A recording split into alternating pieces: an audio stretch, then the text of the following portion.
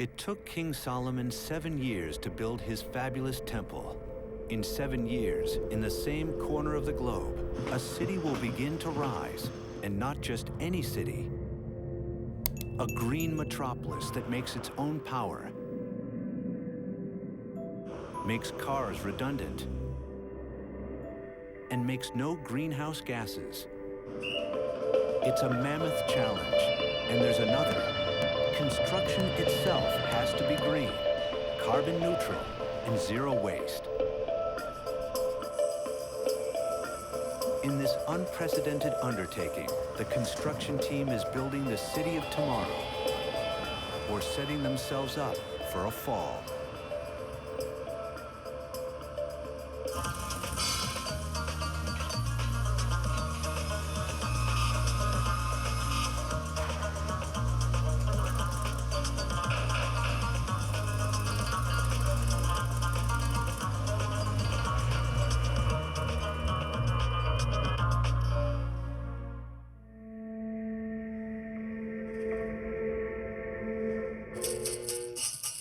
Today, as oil reserves dry up, engineers and scientists are inventing new ways to power our cities. Solar, fusion, wind, and visionary architects are inventing new ways for those cities to operate. By 2016, a city will start to sprout from this desert to house some 45,000 people and employ another 40,000. It will boast a university, the international headquarters for renewable energy, a manufacturing hub for solar power and desalination, and some 1,500 businesses. The whole city will be linked by family-sized vehicles powered by homegrown electricity, known as the Personal Rapid Transit System. This city will be called Masdar, Arabic for the source, and the source of the city is an unlikely place. Abu Dhabi is the largest of the United Arab Emirates. In the 1950s, it was a small desert kingdom, but the oil boom transformed Abu Dhabi into a city-state metropolis. The kingdom is believed to sit atop 8% of the world's known oil reserves. But cheap, abundant oil has also made its citizens some of the most polluting on Earth. Inexpensive energy means year-round air conditioning, big cars, and energy-guzzling desalination. Per capita, Abu Dhabi has one of the world's highest GDPs and one of the world's biggest carbon footprints. The rulers of this oil kingdom have taken steps to soften that footprint. The UAE was the first OPEC producer to pass a law to reduce gas flaring. In 2006, Abu Dhabi itself went even further. It drafted a blueprint for a green city. They decided to embark in this campaign where they divert from an economy that is based on oil and gas to an economy that would be based on innovation and sustainable energy. The Masdar initiative is a tool to help Abu Dhabi reach that stage. Sanad Ahmed is in charge of delivering Masdar's first development and one of the most crucial. The Masdar Institute of Science and Technology, a teaching and research campus whose whole mission is renewable energy. The institute will be built in 4 phases. The first phase includes 2 laboratory buildings and 101 apartments for postgraduate students from around the world. The ground floor will house a canteen, classrooms, shops, and prayer rooms. And the signature building of the whole campus will be the shell-shaped library. Sanad has 18 months to deliver the first phase of the institute. Imagine the pressure. Building a college of sustainable construction in a sustainable way.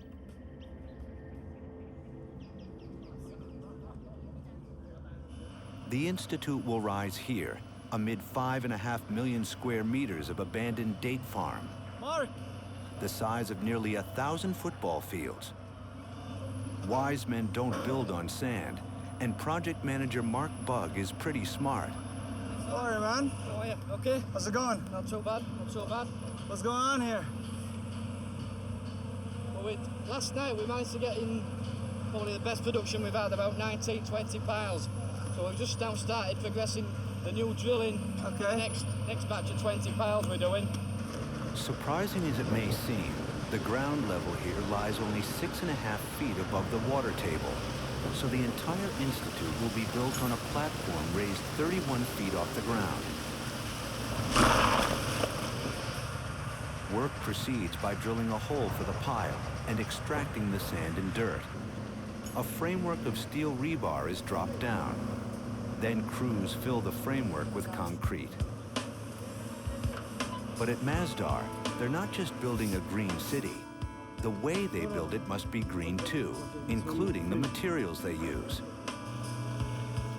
Just making ordinary cement is believed to create 5% of total CO2 emissions worldwide, which makes cement manufacturing the third biggest greenhouse gas culprit, after transport and energy.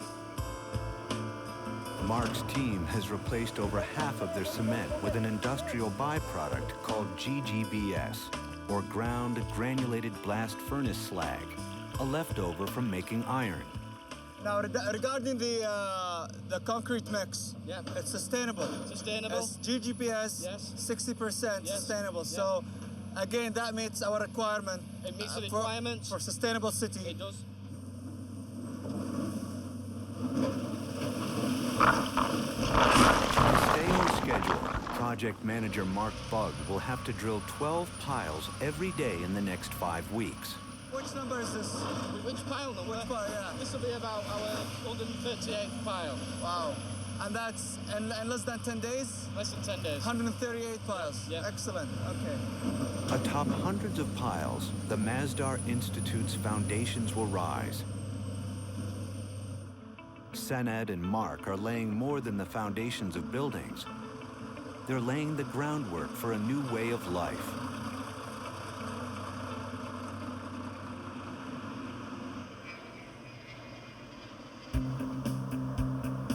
London is home to Foster & Partners, the renowned architectural firm that designed the master plan for the entire city of Masdar and is now working on the campus for the Masdar Institute. Sanad arrives at the firm's headquarters with Mohammed Nawara, the man in charge of design and delivery for all of Masdar. Meeting with them are Ross Palmer and Edson Yabuki. The real kind of aim for the whole campus when it's completed is to try and create a major focal point, a heart to the scheme. And so the position of that heart is very important relative to the urban infrastructure. The main concept is to keep the laboratory buildings towards the center, forming the heart, forming the action of the university. The Masdar master plan is revolutionary, setting out a high-density city with a raised ground level that will be zero waste and carbon neutral.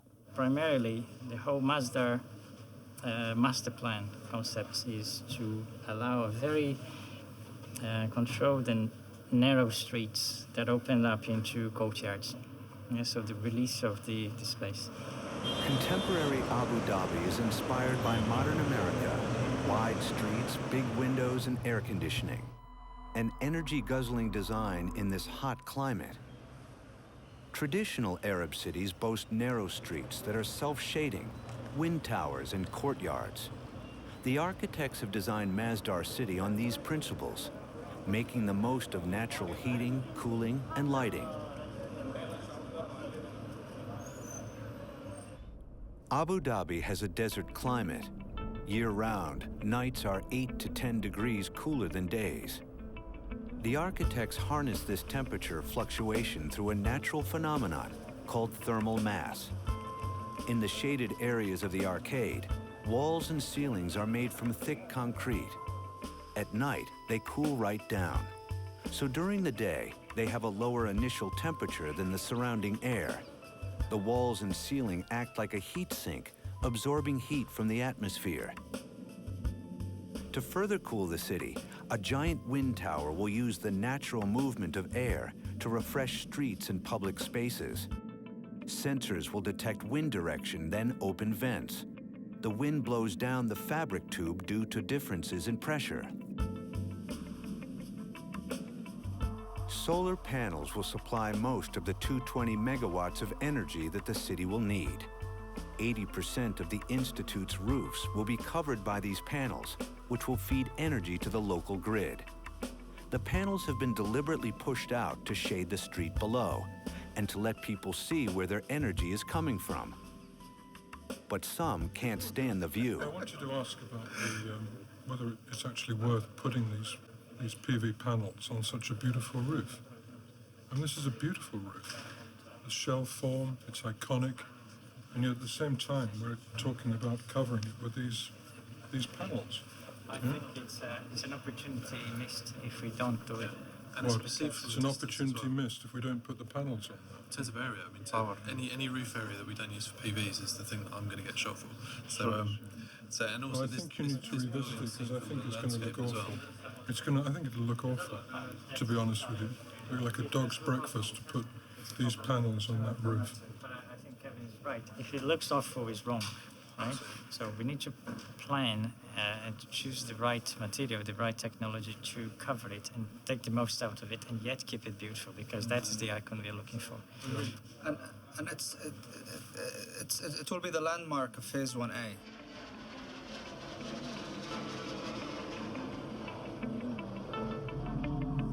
Sustainable construction is still a new idea.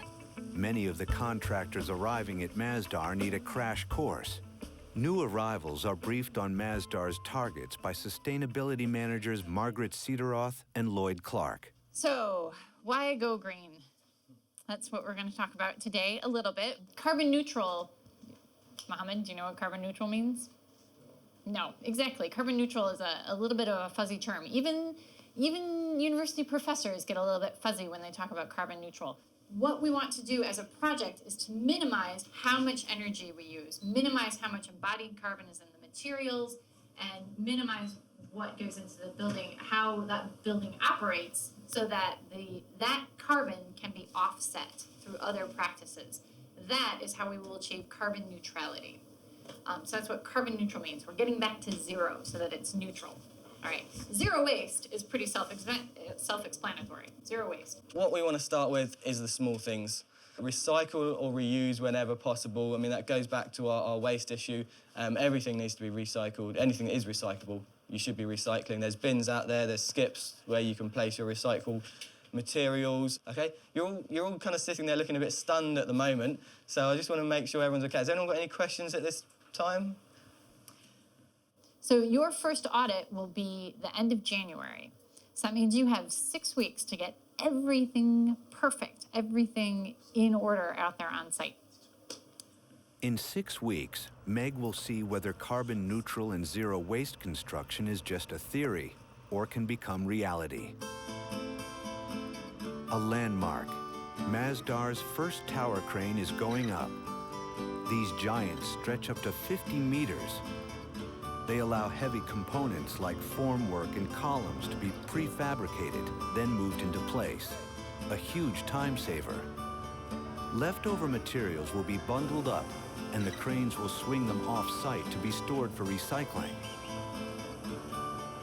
Before the cranes are erected, engineers create a plan of each crane's radius. Then they calculate where to place the crane so they can cover the entire site. The Masdar Institute alone will need 5 cranes.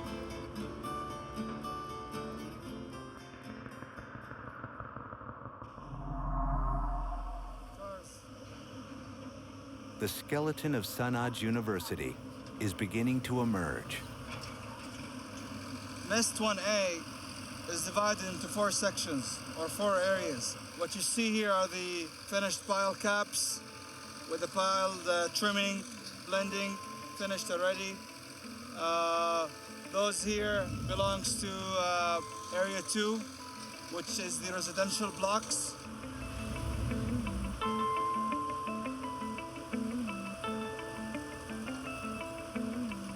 Area 1 is the labs with the classrooms. So this is the first erection now of the columns going up in Area 1.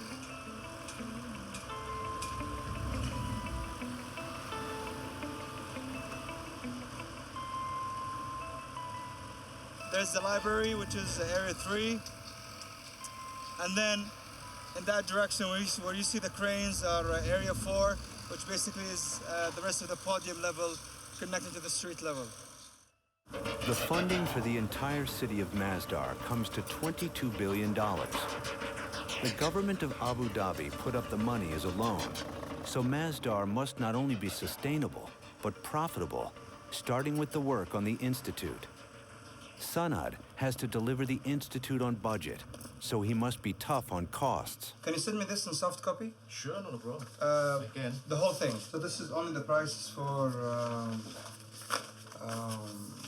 the furniture. You can see this under the budget. What we have, bill number 2 with the construction cost.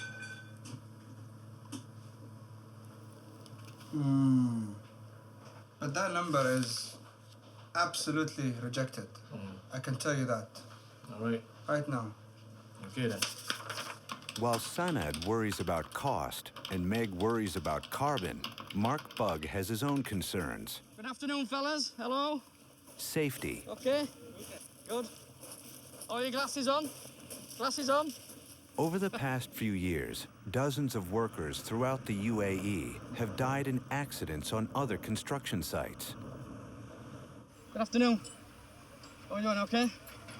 You need to do me a little job. You make sure that we've got some proper steps up there so they can get up, yeah? Steps, access. But you best go get an English foreman then, eh? Go find me someone who can speak English so I can explain to them. You must have proper steps. Okay. Yeah? Yeah. Otherwise you're going to be climbing up. You can fall off. So let's have some proper steps. Okay. Okay? You understand? Okay. Yeah. Yeah? Yes, Yeah. please. Yeah, on all. Okay. Okay? Okay. Right, thank you.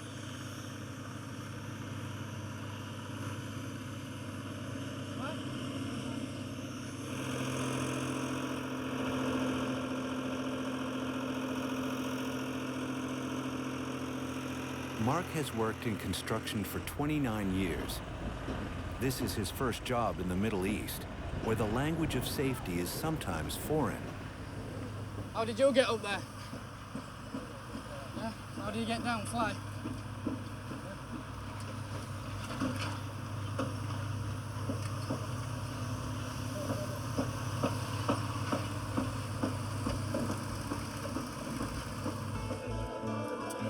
Right now, Masdar has more than 300 workers on site, from American to Indian to Chinese. And they all have to learn the same language of safety.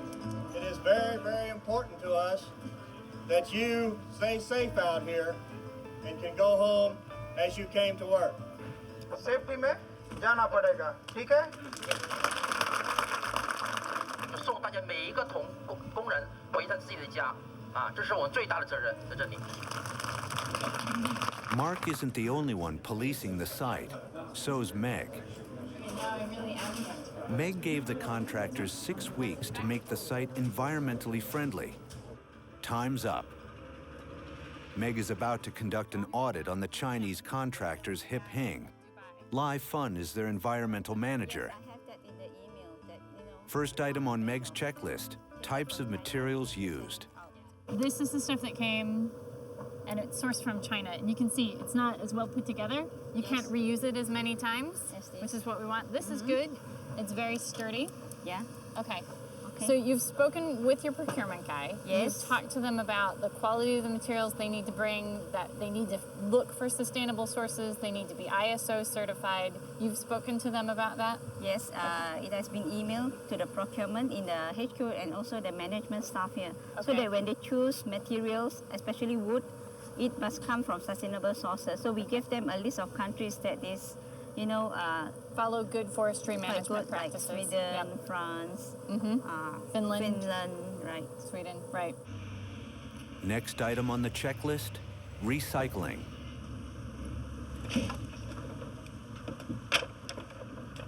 So this is little concrete rubble bits. Yes. Okay. There's no concrete rubble bit sign, though. These are the recycling bins? Yes, that we are going to use. Did they just get emptied, or they're just new? Actually, there's the sign. was damaged. It's supposed to be like this. Okay. So signage needs to be maintained. Okay. Okay. Right. Maintain signage. Maintain signage. Yeah. Right. Rubbish. Okay, good. Next item, disposing of hazardous waste. The hazardous waste. Hazardous waste. You seem to have accumulated more hazardous waste. Some of it's, I know, the suspicious Supposed to be inside. particle. Okay, this we gotta fix. Yeah. Okay. So it's any kind of remaining fuel, oil. It's nothing we want. It's anything that we don't want to get into the ground. The remnants of paint receptacles, because those have to be properly disposed of. Right. It's oils, it's paints, it's adhesives, thinners. Thinners. And those are all double bagged Gloves. and dried out. Contaminated gloves. Contaminated gloves. Right. Okay. So, no, it is not being stored. It's being stored kind of correctly. You get a 1 for that. Okay. Yeah. Right. Meg grades contractors on each item on her checklist and collects data on the amount of CO2 produced. Yes. Time for Hip Hing's report card. Right. Whew. Have a seat. And the site is generally following good practice. Although we still have a few issues around the waste area, it is everything is being separated really well. You understand that it needs to be done. People on site understand that it needs to be done, so that's very good. You're relieved, aren't you? Yes, all right. So now it's just moving forward and continuing. Right, So yeah, thank you, good job. Yep, we will keep improving. Yes, you will keep improving. So next month will get harder. Yeah.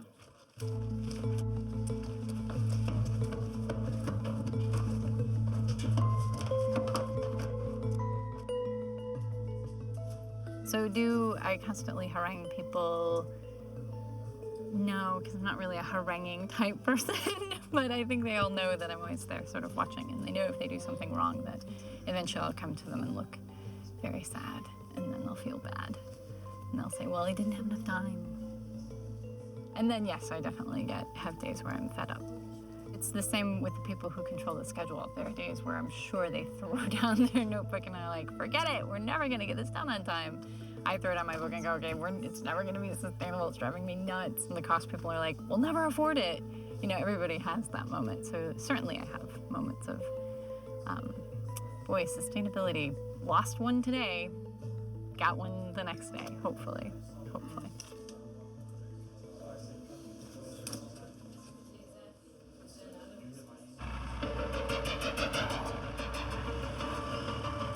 Tight budgets and tight schedules sometimes force Meg to make compromises. Yet Masdar's two main goals, carbon neutral and zero waste, are already setting standards for construction in the Middle East. Like here, the rebar in this framework is made from 90% recycled steel. The great thing about steel is that it can be infinitely recycled without losing strength or quality. The Masdar project imports its recycled steel from Turkey, and because it's reused, saves 80% on the CO2 emissions that would otherwise be produced in making a ton of new steel from iron ore.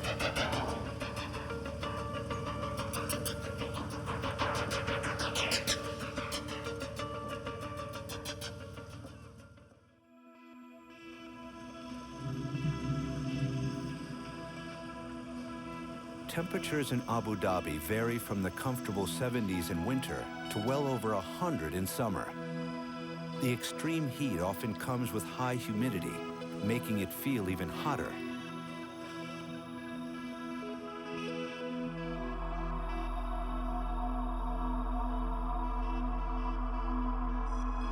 Given Abu Dhabi's climate, it makes sense that most of Masdar's power will come from the sun. 90% of that solar power will come from solar panels on the city's rooftops and from a vast solar farm able to provide 10 megawatts of power.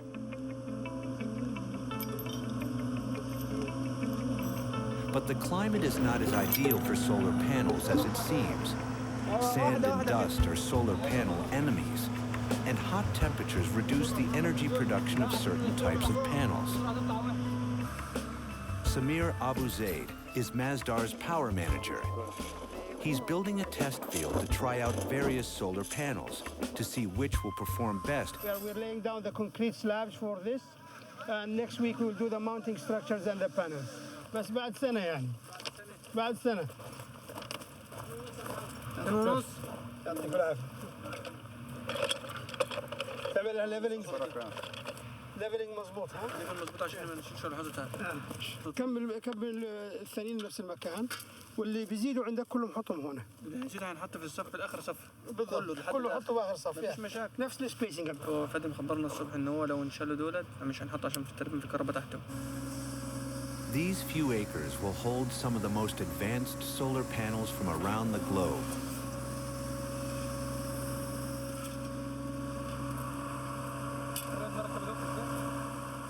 What you see in the test field, we have 40 systems coming from 33 manufacturers. And basically they're coming from around the world. We have the United States, we have Norway, we have Spain, Japan, China, France, Italy. While testing the panels, Samir is sending the energy they produce to the national power grid. So he's already offsetting some of the carbon emissions produced by construction. The power generated from the systems outside is a DC power. It cannot be fed to the grid because the grid is AC. So what we do, each system is connected to inverter. This inverter takes the DC power from the sun and converts it to AC and then feeds it to the grid. Now what you also see here, these are power meters. These power meters tell you how much each system is generating at this time. You can see a variation of values of power. Some are high, some are low. This number should be near 1,000 watts, but it's now about 3 o'clock in the afternoon. The sun is not facing directly these panels, so you get lower production. The panels already installed outside generate roughly 2,400 kilowatt hours per day. So thanks to the sun, Samir's already powering the equivalent of several homes.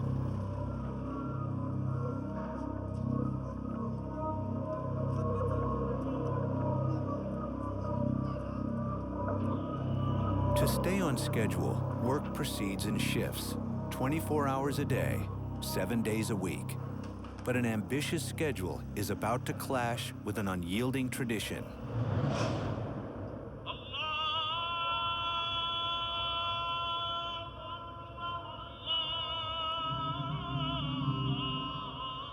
The holy month of Ramadan has begun. Many of Masdar's construction workers are Muslim. They can still work, but they can't eat or drink from sunup to sundown, not even when the midday sun raises the mercury to 105. To compensate, workers are given an afternoon break. They can also choose to work at night. Sanad is fasting too. He's still in the office at 8 and works a 10-hour day. No food, no water, and he's sweating to keep construction moving, so the university opens to students on schedule.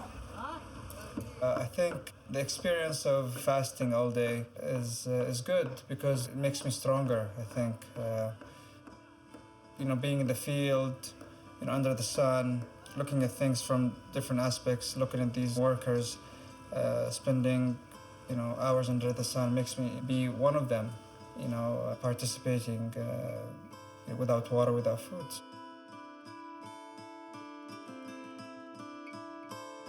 A week into Ramadan, and Sanad must deliver a progress report to his boss, Dr. Nuwara. Can you tell me just the status of the construction, where you at? Yes, and up to yesterday we completed 27 pile caps, 9 columns. Slab will be, we'll start the slab by November.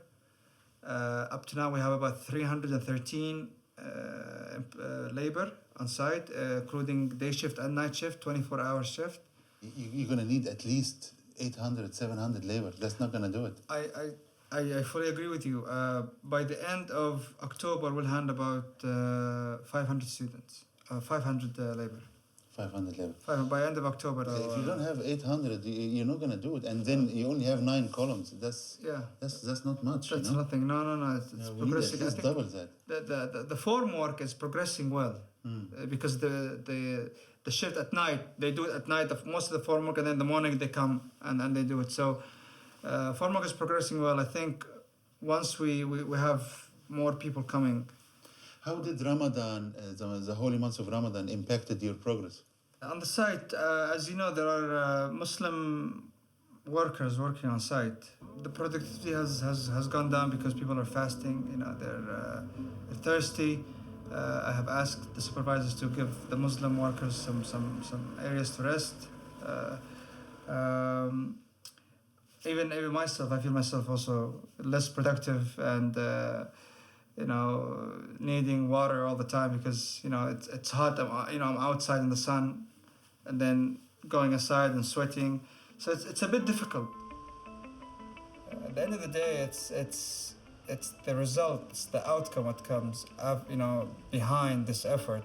Working 12 hours a day, putting your heart, your mind, your family, your social life, your friends, everything, and make this thing achievable with a deadline because. The deadline and meeting Masdar on time is the most beautiful thing that will come at the end.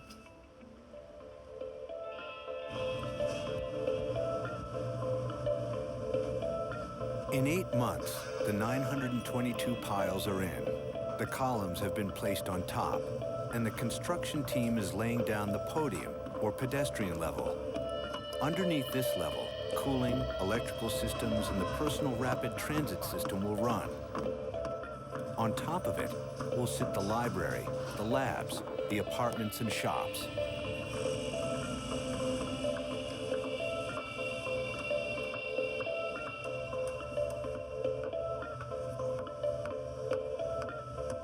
Several thousand men are now working in shifts at Masdar. The day team knocks off. With the first phase of building well on its way, the night team has started work on the next stage of the city's 9 construction phases. This one will include a gym, student union, and outdoor swimming pool.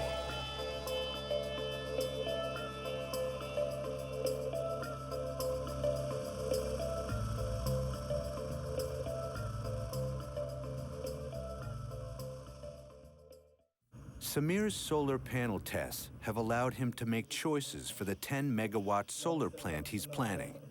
He briefs Masdar's project engineers on the farm's design. The plant will be located on the northwest corner of the site.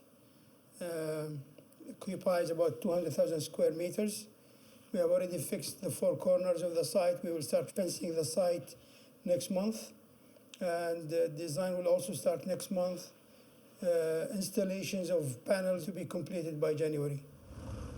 The panels Samir will be using come from Germany and China, and they'll spread across an area the size of some 40 football fields. What is that, red flag part of it? The red flags, yeah.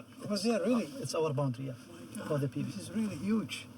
It's the biggest in the region. There's one there, one there. To the best of our knowledge, nobody has done a massive PV plant like this in the past. When finished, the new plant will provide enough energy to power 30,000 homes. Despite the sacrifices of Sanad and the workers, building has fallen a couple of months behind schedule. Ramadan slowed them down.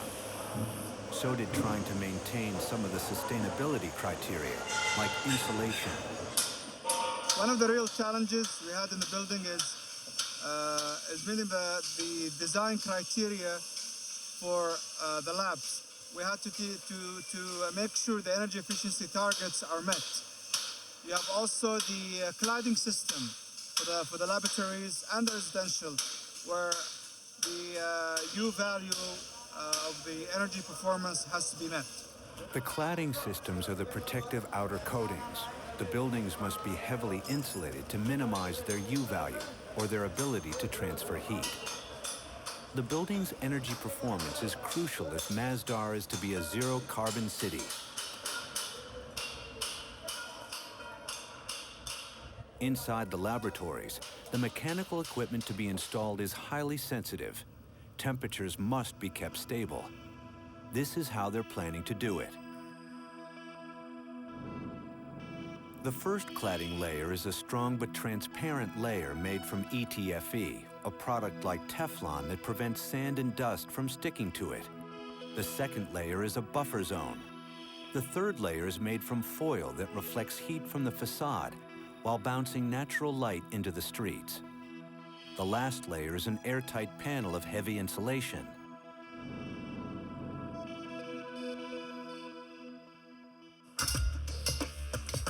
The design team decided they need to build a cladding mock-up to see if their ideas really work. The construction workers scrambled to finish the cladding mock-up, minutes before the senior design architects arrived from London.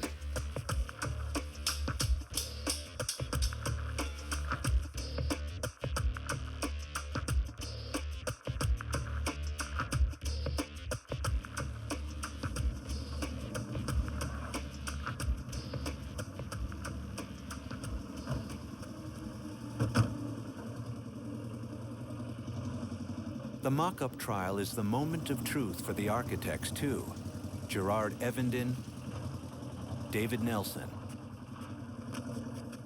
and Ross Palmer. They and Sanad are about to see the apartment design spring to life for the very first time. Let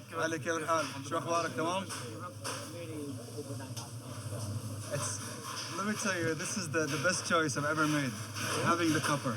Yeah? Because look at the texture, it's amazing. Oh, it's beautiful. The main performance wall is the one on the inside. The one on the inside. Yeah, so this layer is just providing shading to the copper. Yeah. The copper doesn't receive direct sunlight.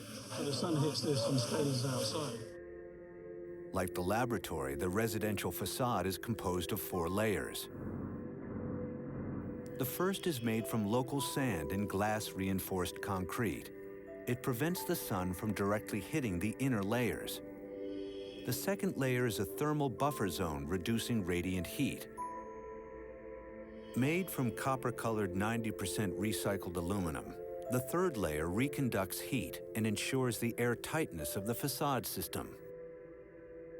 Finally, the fourth layer, 250 millimeters of insulation.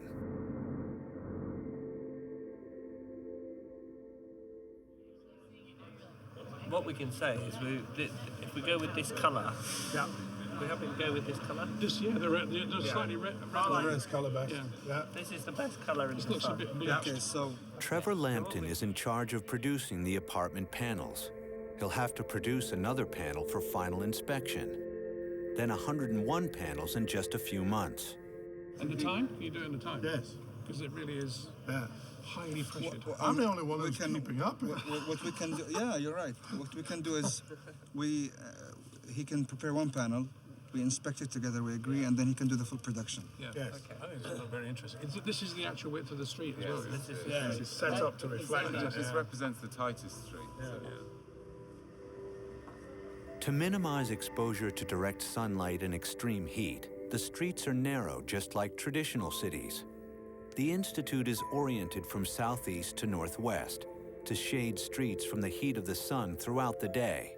Even, I was working over there the other day and I was sweating like mad. And then you came here, you feel better, right? And I'm freezing when I came in here. It's amazing. It's good.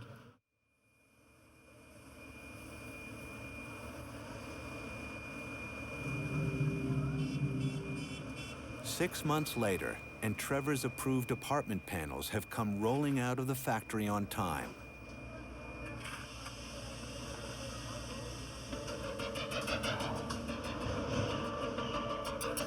Yo, harness!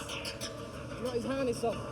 Project manager Mark Bugg is overseeing the fitting of the panels to the Institute's apartments. Each weighs nearly 2 tons. The team is nervous. Just one slip, and they'll damage the copper-colored metal panels behind, crucial for reconducting heat and energy performance.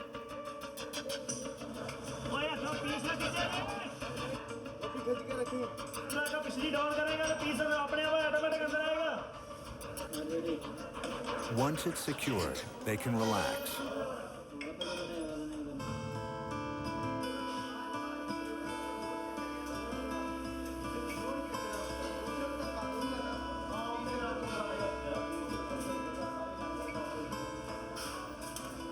While the apartments go up, Meg Cederoth continues her fight for carbon neutrality.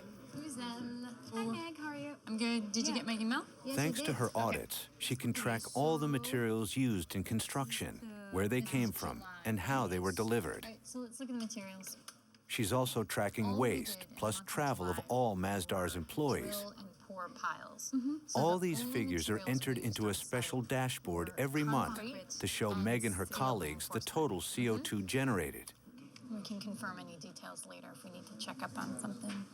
And the business travel, you actually have the flights. You have the flight data for July. To take a building's carbon temperature month by month lets Meg track Masdar's carbon footprint. And I had to go to China to double check Let me see.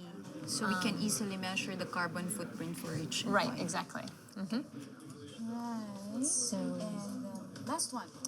Waste. Yep, nothing's left the site except for wastewater from the toilets, and then the food waste, because we don't want to attract rats. So I have to input all this information and the SMS dashboard, and I'll let you know what's your carbon footprint for this month. So far, total tons of carbon is 63.9. 63.9 tons. Okay. This benchmarking is unprecedented in the UAE and could help Meg cut the carbon footprint on future building phases. Another milestone. Samir's giant solar farm is under construction. The power it produces will be fed to the grid to offset the CO2 that Meg tracks, produced during construction. While part of the team finishes installing the racks, others position the solar panels. A solar plant in the searing desert, lemonade from lemons. Not only has Samir built a solar farm, he's also trained a local team who can use that knowledge to install more solar farms in the UAE. And he can be proud that he's built the biggest solar farm of its kind in the Middle East. It is my brainchild. Yes, I am proud of it. I initiated the project and I will see it through completion. So I think God has given us so much resources to take advantage of. Just need to use our brain and utilize God-given gift for us. And we're doing it now. You know, it's long overdue, but better late than never. It's an investment for the future.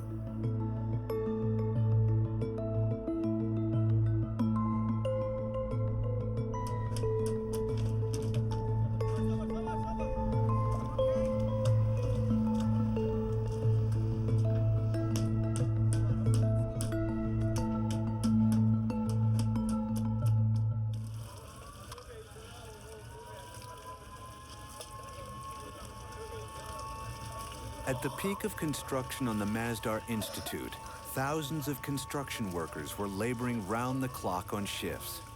As work reaches completion, that number scales back.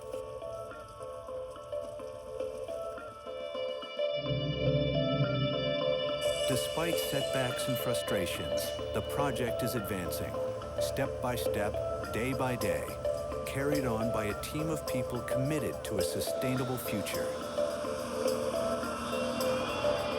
From 5.5 million square meters of desert, in just 18 months, the team has built 2 laboratories for research on renewable energy,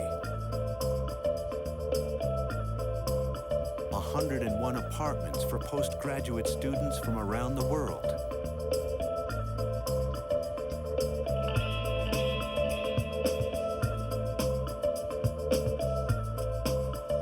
and a modern version of the traditional Middle Eastern wind tower.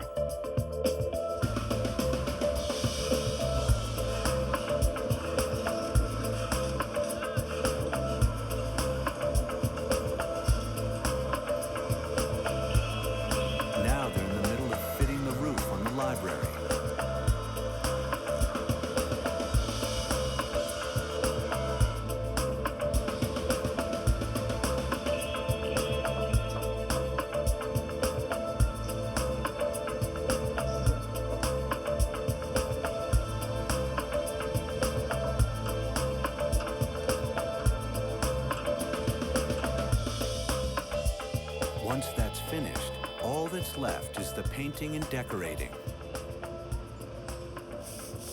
In a few months, the Masdar Institute of Science and Technology will open its doors to its first students. A sustainable college built sustainably to teach sustainable construction. Building the institute itself was a test, and the team has passed. It's too soon to say whether the Masdar initiative will reduce Abu Dhabi's overall carbon footprint, but Sanad Ahmed believes the know-how gained so far and the lessons learned can change the world. I've been involved in this project from the very beginning, from developing the brief, meeting the faculty, appointing the designers, the consultants, the contractors, the subcontractors. I lived every problem, every success, every milestone we achieved, every milestone we missed. It's a lifetime achievement for me that I will pass to my kids. You know, I have 2 kids, which definitely they will know about this. And every time we pass by, I'll show them what we have achieved. So yeah, what we're doing right now is the future. What we are building right now is gonna have its effect for future policymakers to actually take what we're doing here and implement it worldwide. It's not only building a sustainable building, it's actually building a sustainable world.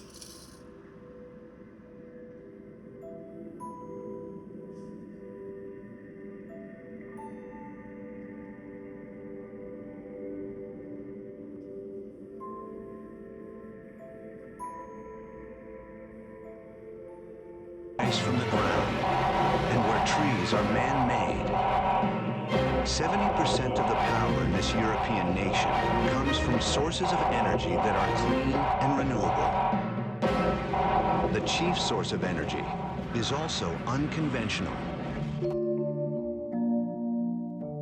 The tiny country of Iceland, on the edge of the North Atlantic, is the world leader in geothermal power. Geothermal plants take natural reservoirs of steam from deep underground and convert them to electricity. This plant opened just 2 years ago, yet work has begun to double its capacity. It's like building a whole new plant with whole new headaches. Aber diagonale, only from the outside. This is the drawing. Huge headaches. We won't get this crane back today. Huge parts installed with outsized tools.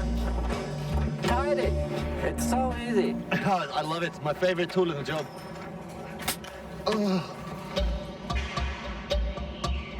Miles of pipes and sluice gates to control. Problems that baffle the brightest engineers. Absolute null.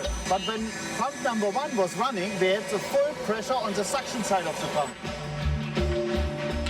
The extension to the plant must be ready in 6 months. But the severe weather here could wreck their timetable. This builds up onto the profiles and breaks them. And we're not allowed to break it off because that, puts more pressure. We have to let it be. And this is what only the wind did to a full column like this. Most of all, to double the plant's capacity, they need to find twice as much steam. We have an application to provide certain amount of power for the project as a whole, and we're now trying to establish enough steam for the new turbines. In a small village in France, a pilot project is trying a whole new approach to geothermal power. There are no steam reservoirs here, so they have to drill deep into the Earth's crust till they hit hot rock, then add water to create steam. First you have to hold on and to descrew it. 2 decades of research and work to reach a source of energy hidden 5,000 meters below the surface. The last day, Peter. It's not just groundbreaking, it's nerve-wracking. Engine is running. Let's go!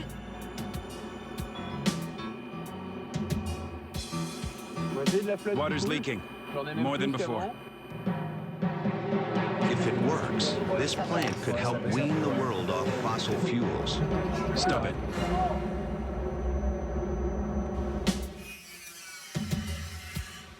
In Iceland, Marcus Fry enjoys having a green job. Like, obviously, it's doing good for the planet, It feels good when you do whatever you can, you know. But I don't know, it's just something, it's clean power and it sounded good.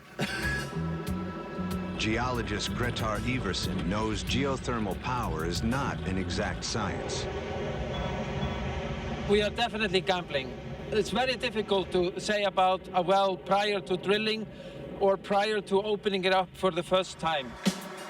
In France, Xavier Gerke has high hopes for the venture. It's very interesting to make something new and to develop some technology to bring to a long living system. And Jean-Paul Fat, experienced but still excited by the project.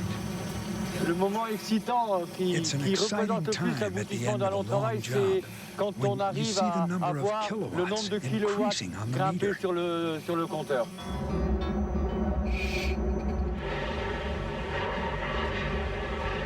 Winter in Iceland, yet construction has begun. Freezing temperatures and constant wind impede progress. Tens of thousands of parts have to be cut, assembled, welded, and adjusted. A gigantic jigsaw puzzle, and every piece must fit precisely. 10 millimeter over. Yes. Now. I need to have it back. Weld a piece here, so it won't go too far. 5 millimeter. Don't do anything foolish. Otherwise I will kick your ass.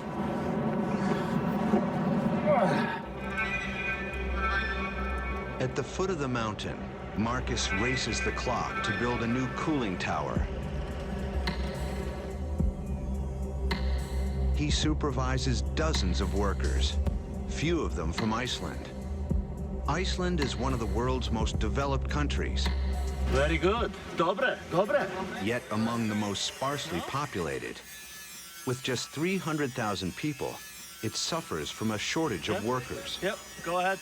Marcus's crew come from Eastern Europe, where salaries are lower, but the work ethic is strong. And the main thing with places like this is experience. Because these guys are working with us for the first time, like 80% of them. And we had to show them everything, just absolutely everything. I mean, a ratchet and a spanner, and where we use this. Because some of the guys use these as hammers, some of the guys, you know, use this as a you know, open things. What? How can this be? They'll have to learn fast. In 6 months, the new generators must be ready to run. But the crew doesn't speak Icelandic. Some, not even English. You take level, you know level? Yeah, put level along. And then you can just get pen. They do understand basic English, but, you know, it's very hard sometimes to explain something to them. Then we go get an English-speaking one, we tell him, and he translates. So we always find a way to do it. We can't let languages stop us. It's like the weather. If you let the weather control you, you're not going to be happy in Iceland.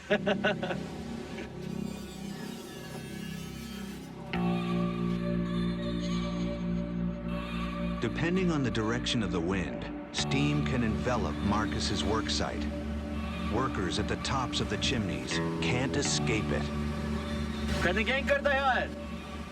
Allt I góðu? Vilja ná einhverju samræm og bandi líka, sko? These are the conditions we have to work in. You can imagine, like, I can barely see my colleague here next to me. So you can imagine if we're communicating and trying to work together. This gas, as comfortable as it can be, it's not more than that. It can be really annoying. Not just annoying, steam can be deadly. Steam from the bowels of the earth keeps the plant alive, flowing through the pipes like blood through veins. Gretar Iversen is a kind of steam doctor. His job is to keep the plant in good health. Sodium in the steam corrodes metal. Gretar has to find it and eliminate it before it can damage the turbines. Another element in the steam is also harmful to life. Gretar can't see it, but he can smell it. This is pure geothermal steam mixed with uncondensable gases like hydrogen sulfide, and which is a poisonous gas. So yes, when I feel that the concentration is getting relatively high, I back a little bit away. If the concentrations go above 300-400 parts per million, then you would fall down and die. So it's a very poisonous gas, but if you know what to avoid, it's not a big problem. Hydrogen sulfide smells like rotten eggs, but that's the least of its problems.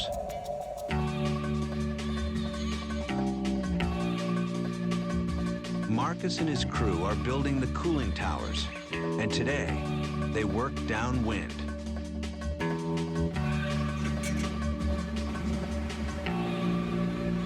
They can't escape the steam, so they carry a meter to warn them of danger. This is a H2S gas reader, and it gives us a reading of how much gas there is in it. It's a sulfur. This is much more accurate, and if it starts making noises. It peeps, and if this reaches a level of 18, we have to leave the site, because people start passing out, because you can't really smell it once it goes past a certain level. Like when you drive into the area, you can smell a bit of a smell, and that's maybe a level 2 or 3. Here, it's okay for us to work 8 hours in about level 15. If it goes above 15, we just have to go. The level is creeping up toward the danger zone. There's no oxygen inside this gas. It travels in pockets, and if this pocket comes around you and sits maybe around your head, you take one breath, you pass out, and if no one pulls you out of it, unfortunately you die. That's why every time you're doing something, you stay two. So always someone to back you up. But if you both pass out, I hope you have a nice trip to heaven.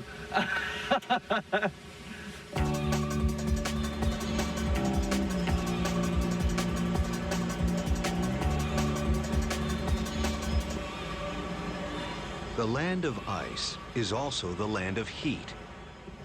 Rising from the Earth's crust, the ground steams, sizzles, and bubbles. Iceland is one of the most volcanically active regions on Earth. We are standing in the middle of the western Icelandic volcanic zone, and you see certain surface manifestations like eruptive fissures. To the sides, both east and west of us, we have an older area which used to be in the middle of the rift zone, but has since drifted east and west. The mid-Atlantic rift between the American and European continental plates is one long chain of active underwater volcanoes. In the north, they surface and traverse Iceland, which itself straddles the two plates as they move apart.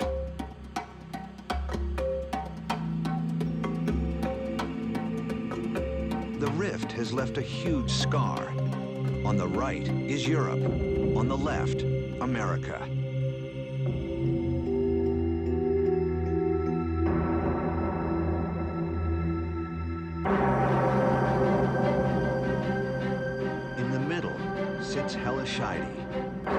Once a ski station, it's been transformed into something much more profitable.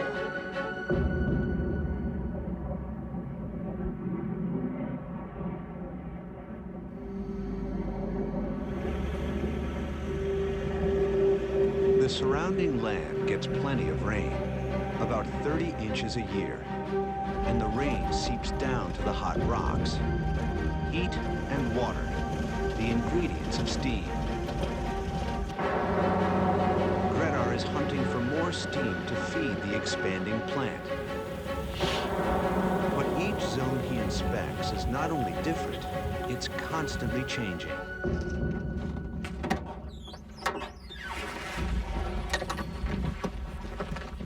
Grettir and his crew never stop collecting data. They use maps of underground activity to help decide where to drill. They use the global positioning system to pinpoint possible sites. From there, Grettir uses his gut.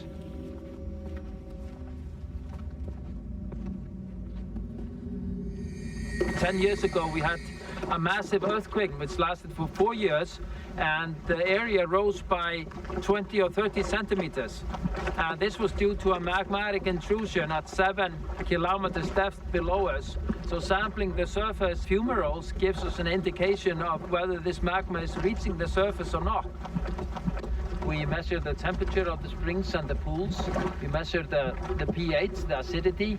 Other things we do is we sample the gas coming from these springs and these fumaroles. The composition of the gas, the concentrations of certain constituents in the gas give us a direct indication of the temperature in the geothermal reservoir beneath us. So by sampling the surface gas, we can map the subsurface reservoir, and we can have a better understanding and a better idea where to drill if the area would be developed in the future.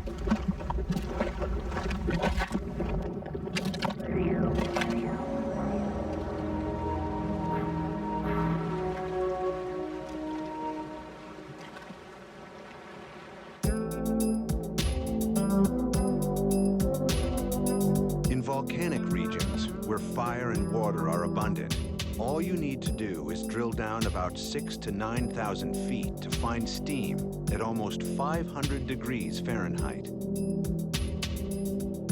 The steam flows from the wells through large pipes to the plant. Then the steam is cleaned of impurities before reaching its final destination, the turbine. The steam turns the turbine to power an electric generator. The Italians pioneered electricity from steam more than a century ago, and it still works the same way. At the turbine's exit, a curtain of cold water forms a depression that accelerates the steam and improves the turbine's output. This part is called a condenser. The condenser is linked underground to a cooling tower. Inside, pumps carry the water to the top, where it's dispersed by huge fans.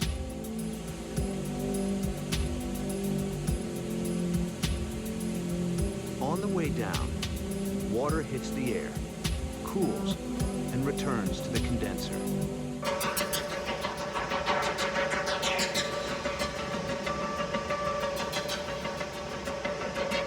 Although it sits apart from the main producing machinery, the cooling tower is an essential part of the plant.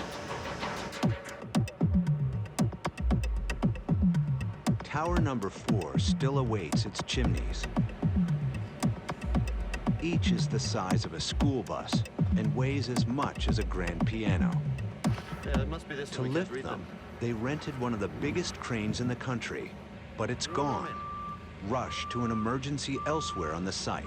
This is just terrible. We won't get this crane back today.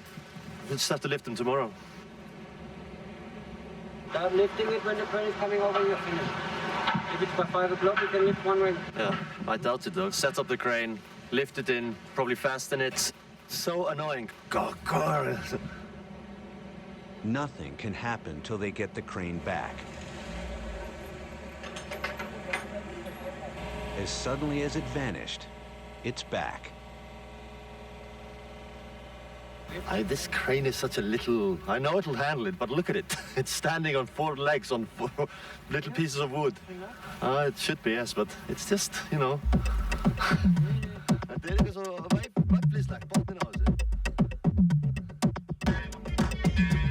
It's one of the biggest cranes in the country. It weighs 80 tons and has a 120-foot arm. So long, the crane operator can't see what he's doing and needs to be guided.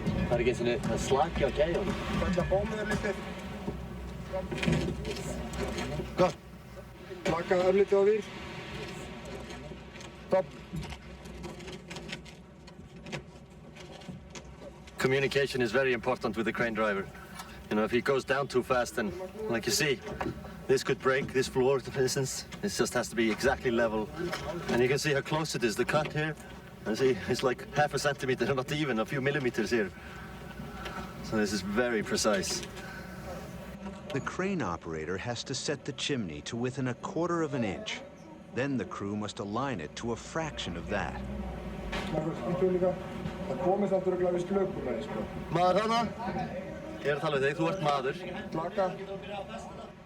All the while, the crane stands by in case they need a lift. And the meter's running. For rental, it's 500 euros up to 1,000 euros per hour. We don't think about, the expensive crane. We just want to do the job good. But we try to adjust it as good as possible now, and later on we use special tools to finalize the adjustment. No special tools here, just brute force. But it's not enough. This rig will make the final adjustments.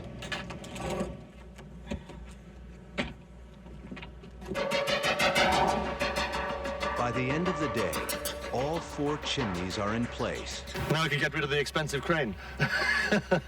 And I hit the ligger bit.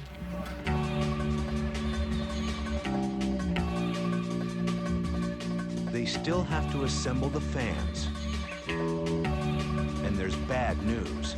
The forecast says a storm is brewing.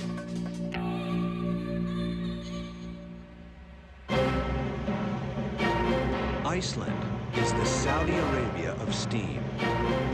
This area contains some of the most productive steam wells in the world, with huge reserves, enough to power the whole country indefinitely. But 2 wells side by side may produce far different amounts of steam. Deciding which wells to tap is the job of scientists like Gredar. We are definitely gambling. It's very difficult to say about a well prior to drilling or prior to opening it up for the first time. You need a lot of steam. Sometimes you find very good quality steam, but there's not enough of it. Generally speaking, in this area, you need just over 2 kilos of steam per second to produce each megawatt of electricity. These wells are probably producing some 17, 18 kilos of steam per second. And that's enough to produce 8 or even 9 megawatts of electricity. So these are extremely good, and we're very happy about them. Geothermal electricity has made Iceland the richest country per capita in all of Europe. This gift from the earth seems inexhaustible. So long as they tap the right wells, they can power the new turbines for the plant. So we're eager to find enough steam, and I think we've made it now. So we have more than enough at the moment. With active volcanoes and plenty of rain, Iceland is made for geothermal power. But geothermal energy is everywhere, if you dig deep enough. Far from any volcanoes, in a French village just a few miles from the German border, an international team is developing a new type of geothermal technology. It's a pilot project funded by a European consortium, 20 years in the making. Iceland inspired the idea, but the team had to invent the solution. The plant opened just 3 months ago, but the team has to constantly adapt to surprises. At this moment, the plant is shut down for repairs. Yes.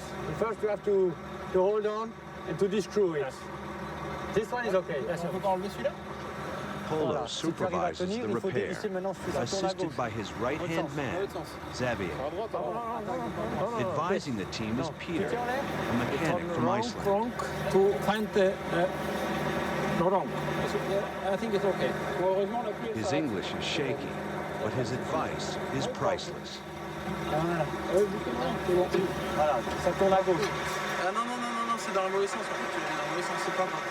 The team is using a pump from Iceland, and it hasn't stood up to local conditions.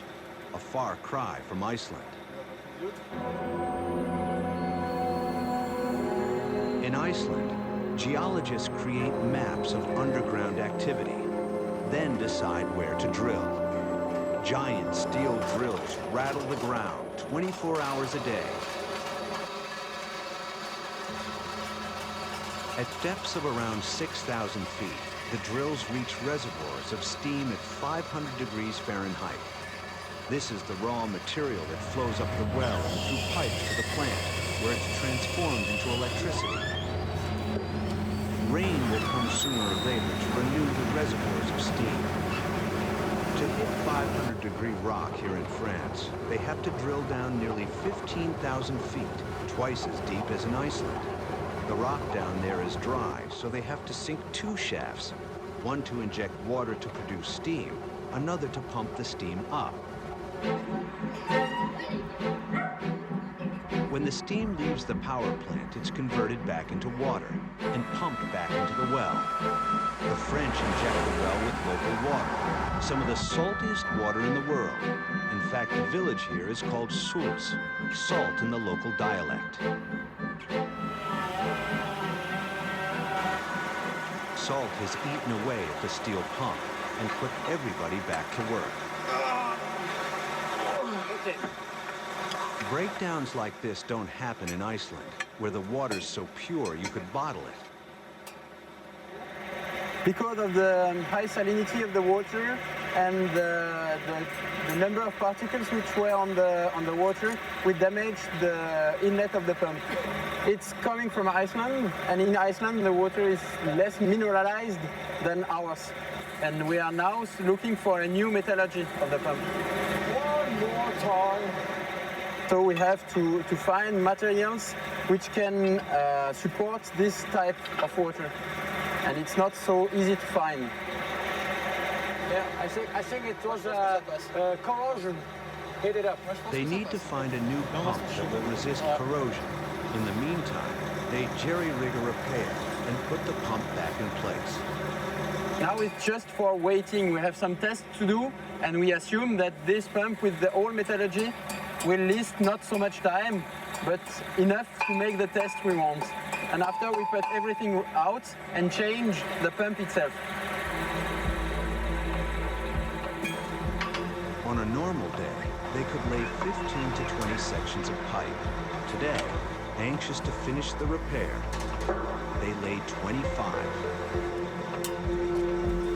We were as speed as we can, and we did a good job today. Very good job. The last day, Peter. No. Peter is persuasive. This is really the last one. After that, we wouldn't see him.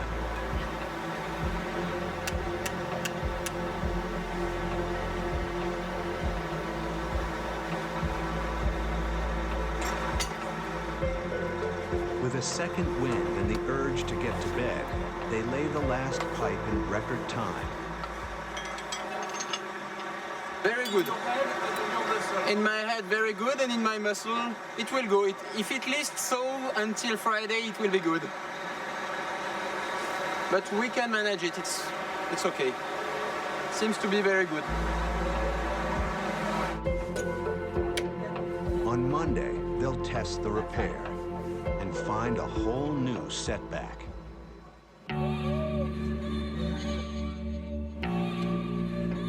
Iceland is bracing for a big storm. At Hellisheide, Marcus's crew races to install the fans for the cooling towers. That was good. The blades turn at more than 60 miles per hour, so they need to be firmly anchored.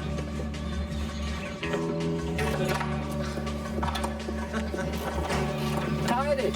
It's so easy. With this lovely little tool here. Like a climber. To tighten the bolts, an ordinary wrench won't do. I love it. My favorite tool in the job. It's really hard. I don't know, the average bolt tightening is maybe like 10 Newton meters. This has to be 1200. It's crazy. Yeah, well, it's heavy. I'm just scared of dropping the key. Marcus has to push till he hears the telltale click.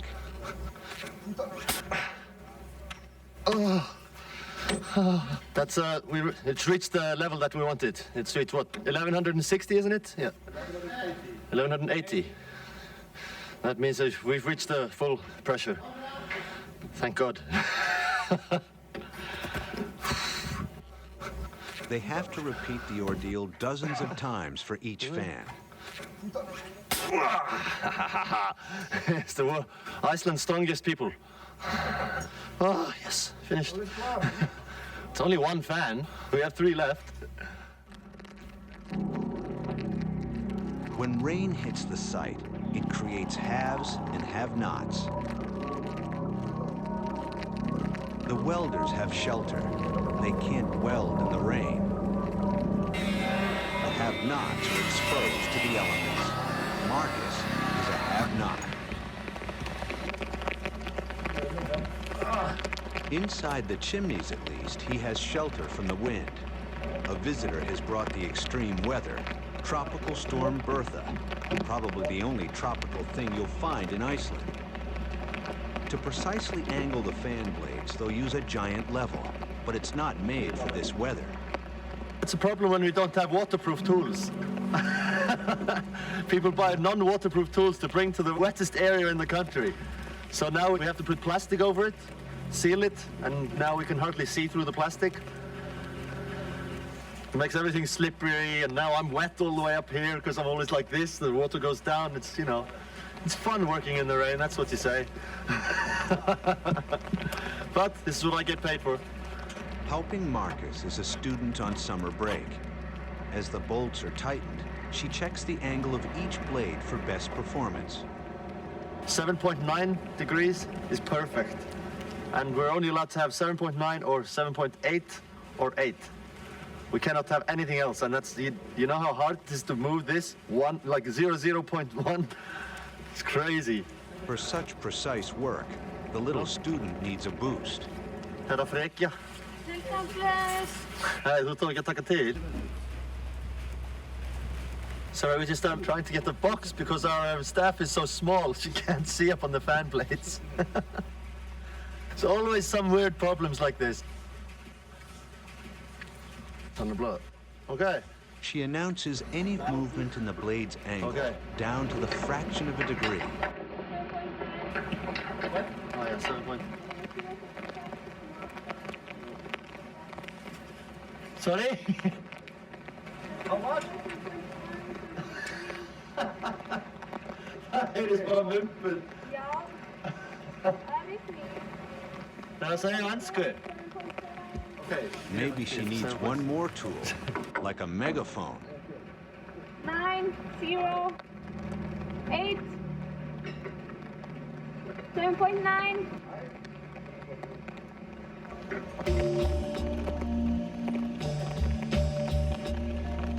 Uli is Marcus's boss. He's German, but he's been working in Iceland for 15 years. He's a world expert on building cooling towers, yet building his reputation took sacrifice. I see my family 3 months in a year. Yeah, I'm married with my job. My wife is second. Sorry to say, but it's so. It's true. It's true. This year, his son is working with him. Pocket money for Stephen, and good company for his dad. He wants to make his driving license. He wants to have a car later on, and I told him, okay, I help you. You can work here. You can make money for your driving license, and we are together the whole time. It's 3-2, but check it. But the boss's son doesn't get special treatment. Normal 3-2. Is it 3-2 or 2-2? 2-2. Okay. 7, 9, raus. Was willst du denn da? Wie soll ich den hochheben können? Nehmt euer Gehirn. Ja, sicher. 2-2. The boss's mood is as foul as the weather. Snow would be easier to work in. This is different, because this is rain, this is wet, and the wind is so strong at the moment. This is more like a storm, you know, it's very strong winds coming and going, and in winter it's more steady. You know, it's, I don't know, it's just different. We're not used to this. The weather wins. The rest of the fans are grounded, too fragile to be buffeted in this wind. Usually if it was something bigger, we could probably lift it. Because these are so delicate, we don't want to take the chance. So we all find little things we can do, but it's a shame because we need to carry on with the fan blades, but what's one day? We're ahead of schedule, I hope so. Ahead lies another setback for another crew. At the pilot plant in France, the repaired pump is ready for testing. Polo and Xavier are like expectant fathers, proud and nervous. We are a bit stressed because we have a lot of parameters to work on and to be sure that every stage is running very well, to increase progressively the flow, to decrease the flow, to be sure that the pump is running well. It's a good start. Polo is ready. C'est Let's parti! go. Pressure mounts. The engineers and in the pipe. The repair pump is the Achilles heel of the whole system. Engineers constantly monitor the output and pressure.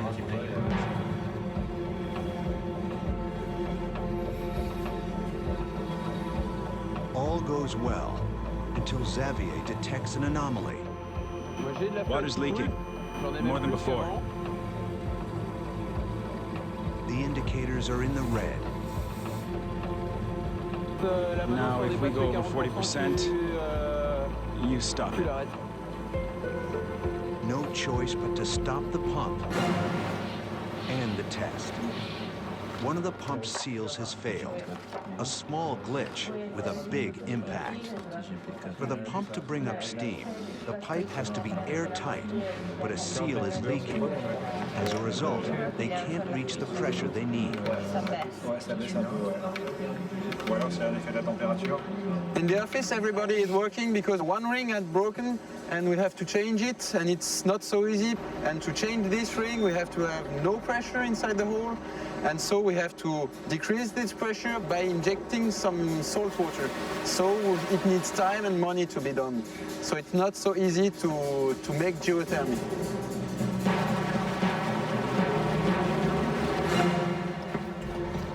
To replace the faulty seal, they have to lower the water level. They call it killing the well. They do it by adding salt to increase the water's density. For once, their everyday enemy becomes an ally. The faulty pump cost days of delay.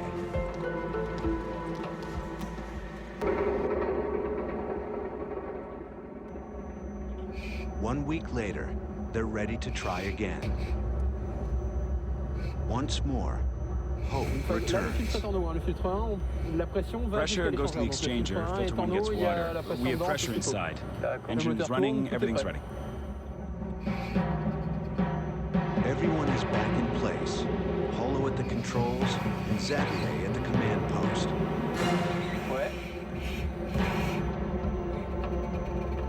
More adjustments and more tension. I opened filter 1's pressure sensors. Do you see something? Is it still going up? Écoute, on a toujours 4 bains dans l'annulaire.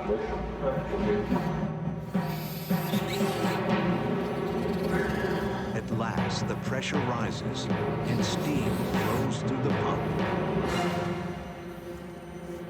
Now we will be able to produce electricity. With the flow we have on this pump, we are able to produce electricity. We are proud of what we do now. We are a bit stressed because there is a lot of risk and of pressure on the crew to do it, but we are very proud of what we do now. You don't have to search for geothermal power. You can make it. On l'a déjà fait, mais sur une très courte période. Nous, ce qu'on envisage, c'est de le faire sur une longue, très longue période. C'est-à-dire fournir à l'habitant de l'énergie électrique via la géothermie des rôles profonds. If Sulks works, it'll power more than a village. It will fuel hope for geothermal power to one day supply the world. In Iceland, Tropical Storm Bertha has moved on. Every morning at 7:30, Marcus arrives from Reykjavik. one morning ritual is as important as his coffee. Good day. Playtime with Bruno. No, there's no requirement, but since I put it on him first, they sort of ask me to now, because they know that he has a vest. Before that, they didn't even know they had dog vests. Mr. Hada. Tageda. Huh. Since he was 3 months old, he's been living in the car with me on work site, so everyone here knows him, and he's a really good safety feature also for our company. Because like when we're around the cooling towers, he knows that's our area. So if we have a different company coming in wearing a different uniform, he barks at them and lets us know straight away. He's such a good dog. As you can see the mountains here behind me, that's his playground, and there's very few dogs that get a life like he does. For 12 hours a day, he gets to just basically run free, and I think he's the happiest dog around. I mean, not to mention how much I spoil him.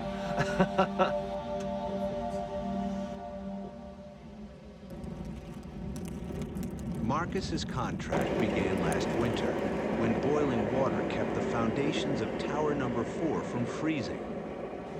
Tower number 3 was just a skeleton, and the crew was still green. Yet soon they overtook their own schedule.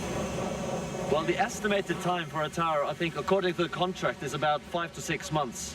Like the first tower took us maybe 5 months. Now we're making a tower in about 3 months. But don't tell the contractor that.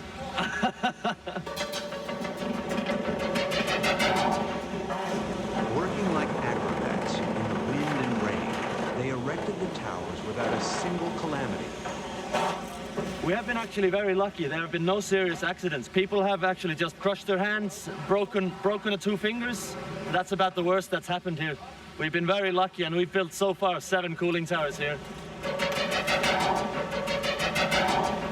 The 4 towers that Marcus worked on this year are all complete. Now the challenges move indoors.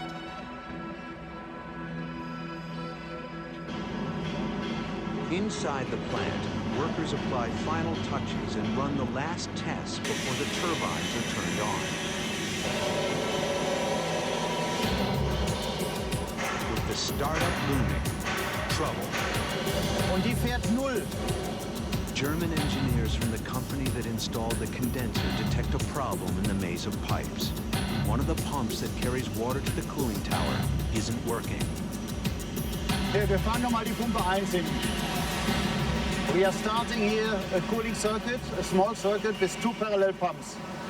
They are working absolutely parallel, and only one pump should work. Now we have tried it on that side. This pump is working correctly and makes a pressure of around 1.5 bars. That should be when the pump is working. And here, this pump makes a pressure of 0. That means no water is flowing, although it is absolutely parallel. And we are assuming that something is wrong here in the suction side. No suction, no power.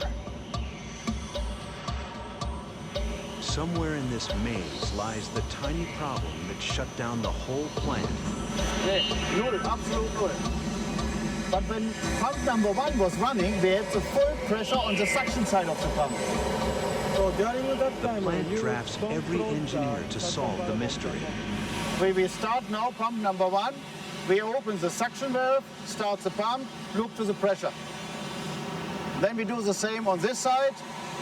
And afterwards, when it has no pressure, they have to open the pipeline.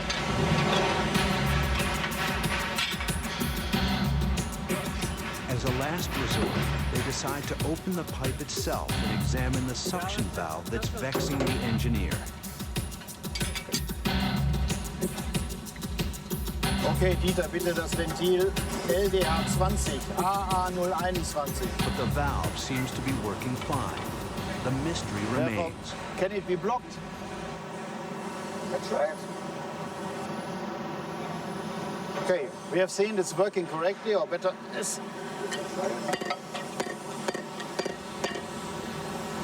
Let's build it in. With no more ideas, they put the valve back and try again.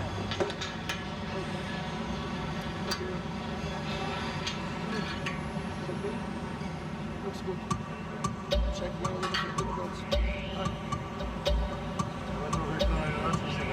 Okay, jetzt ist der Druck da. Here, look. Now we have the pressure. This damn valve need a kick. There was a lot of ghosts in this area. Maybe. But now we have the pressure, all things are okay. The problem was that maybe something has forced this flap into closed position. And now, when we have opened it, had it moved sometimes a little bit, it has gone now in open position. It's now running well. Okay, it's running well, fine. Okay.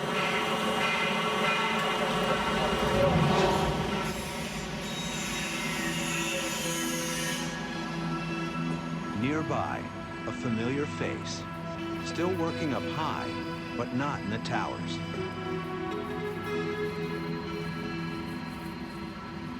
I'm on holiday. No, it's all finished out there, so you know, there's no need for me until the next towers come up. So basically, I just got assigned to a different job. They asked me where I'd like to go, and well, the day they asked me, it was really bad weather outside, so I chose to come inside. And ever since then, it's been sunny outside. So, but this is fine. I'll be painting for like 1 week. It's good to have a break also from the cooling towers. I've been doing them for like 2.5 years now. It's quite nice just to do something different, and you know. So I'm guessing in about a year's time, I'll be ready to get back into the cooling towers. Until then, it's just nice being relaxing. I mean, I could go on holiday, you know, without pay, of course, for a year and just come back. But, yeah, we'll just see. I haven't really decided. That's the exciting part, I think. There's nothing planned.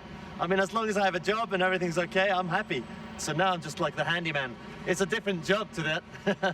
I don't have to talk and be responsible to anyone. It's quite nice. Right on schedule, thanks partly to Marcus. The new generators fire up. In less than a year, the young plant has doubled its output.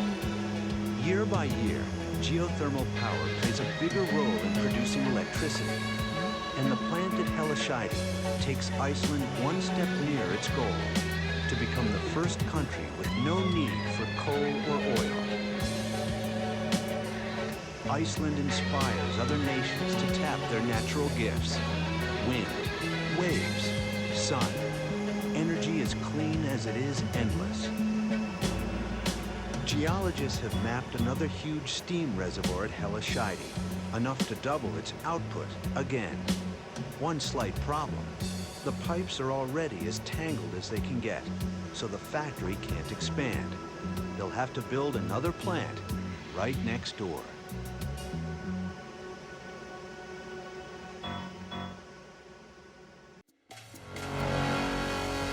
40% of the world's energy goes into buildings for lighting, cooking, heating, and air conditioning. Functions that not only gobble energy, but release greenhouse gases. Architects are building the Pearl River Tower as a giant antidote. At 71 stories, it will become the second tallest building in the city of Guangzhou, in the southeast of China. The tower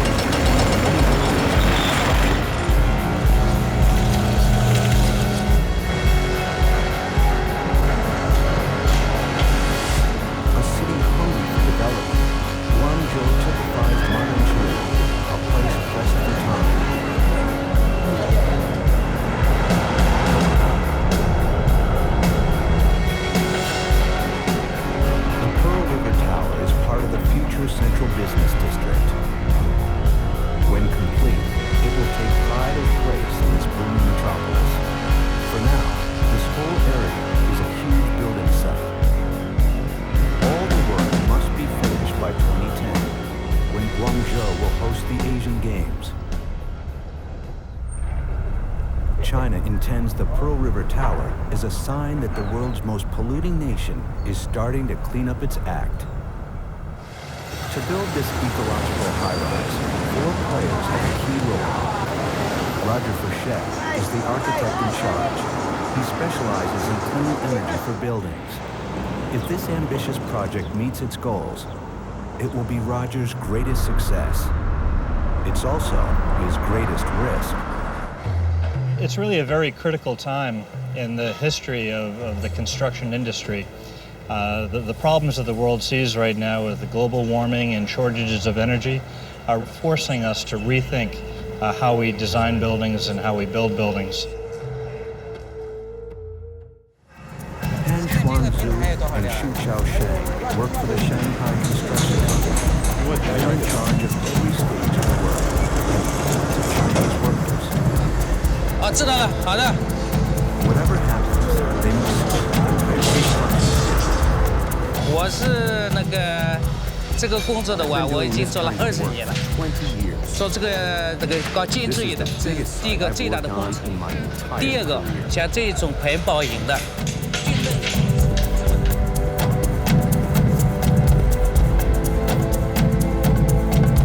It's also the boldest. The technology is new and untested. 这个珠江城也是我自己参与建设的第一座环保大楼。这个楼我在建设过程中，我就感觉到它有太多的技术难点和技术问题。对我个人来说是一种非常大的挑战，对于我们的管理来说也是一种非常大的挑战。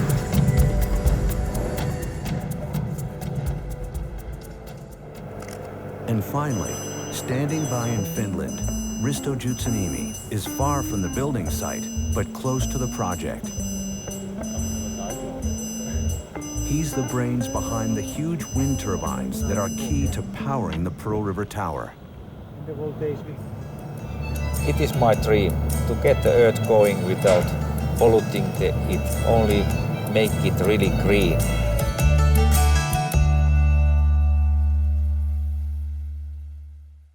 Together, this international team of eco-engineers faces the challenge of a lifetime. The deadline is fixed. Whatever problems arise, they have 2.5 years to transform this hole into the world's most ecological skyscraper. Roger's firm, Skidmore, Owings & Merrill, knows all about building skyscrapers. In the past 70 years, they've completed more than 10,000 projects in more than 50 countries, but nothing like this. A building that taps the wind and the sun to produce as much energy as it uses. A building that curbs pollution instead of creating it. Buildings may seem inoffensive, but Roger knows there are two sorts of greenhouse gases. When we think about the problems of global warming and carbon emissions, most people think about cars and buses and transportation and factories. But the reality of it is that there's more carbon emissions that come from office buildings and residential buildings than from those other sectors. Well, in this decade, China will become the largest user of fossil fuels on the planet.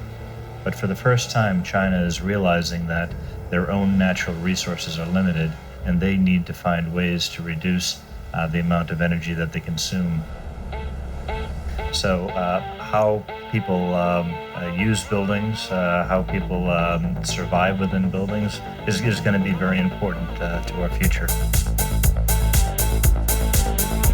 In the last 10 years, Guangzhou has grown from 8 million people to 11 million. It's one of the most polluted cities in China, a country that has 101 cities with more than 1 million inhabitants.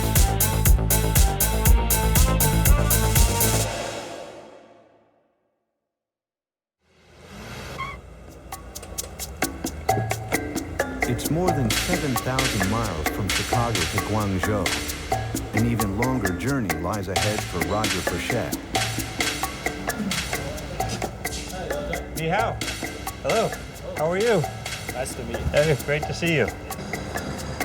Roger is making his first visit to the construction site, where work will hum for the next 2.5 years. On this spot, his dream will come to life. A revolutionary skyscraper, integrated into its environment to tap clean energy.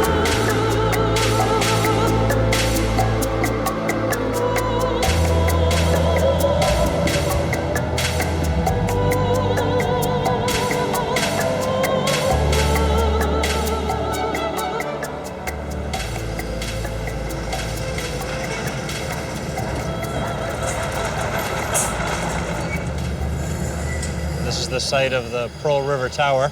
Off to the right here is the hole. Right now, the project is still well below grade. The hole is about 28 meters deep. When the project is complete, it'll rise roughly 309 meters into the air. To put that into perspective, this building off to my right is roughly 100 meters tall.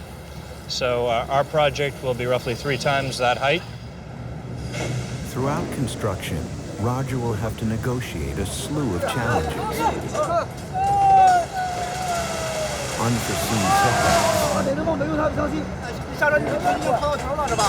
Cooling air New techniques. Here is when it's too hot here. Cultural differences.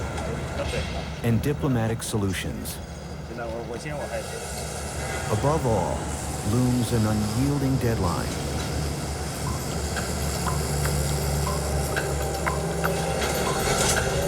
The tower also has to guard against unseen forces.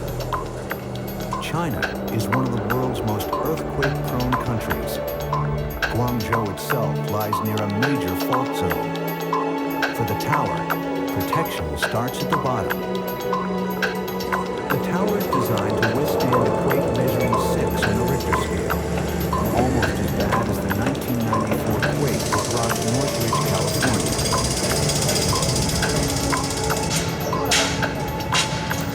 Erecting the vital foundations is just one of the thousand burdens of Guangzhou, the site's foreman. 这个石头有没有进到位啊？拿过来再进一下。 He supervises an army of welders, steelworkers, and crane operators. Pan Xuanzhu is the tower's linchpin, the link between the engineers and the teams on site. 我的工作是这样的啊，一天呢就是把每天要施工的东西，施工的计划，我在明天哪一个部位要施工的计划先安排好。 第二个呢，向工人是吧，做一个书面的交代。那么，其他呢，我在呢中午啊，我在不停止的到机开下面来，下面来干什么呢？来检查这个工作，他们这个工作做得怎么样了？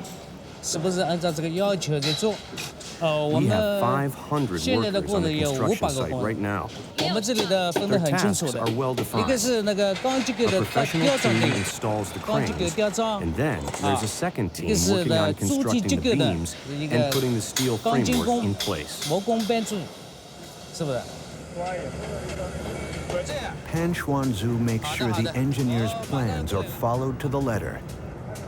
In this 3D jigsaw puzzle, one slight deviation could cost millions to fix.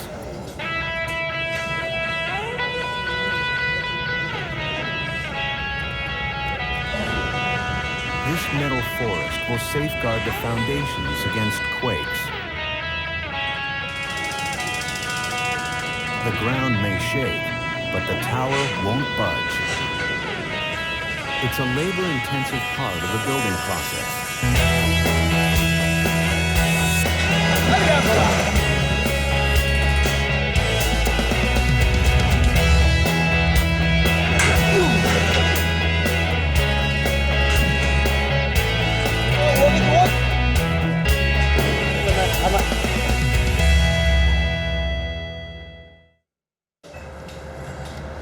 Because the tower site is so complex, Roger Frechette visits regularly to brief the managers. He also checks the coordination between the specialty workers and makes sure work is advancing as planned.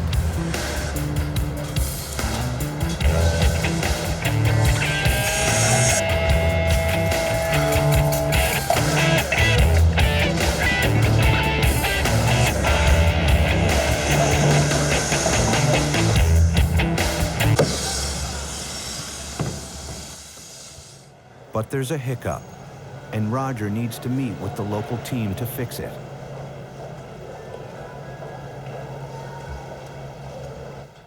Some of the Chinese engineers are questioning the revolutionary ventilation system. They're wary of the new technology.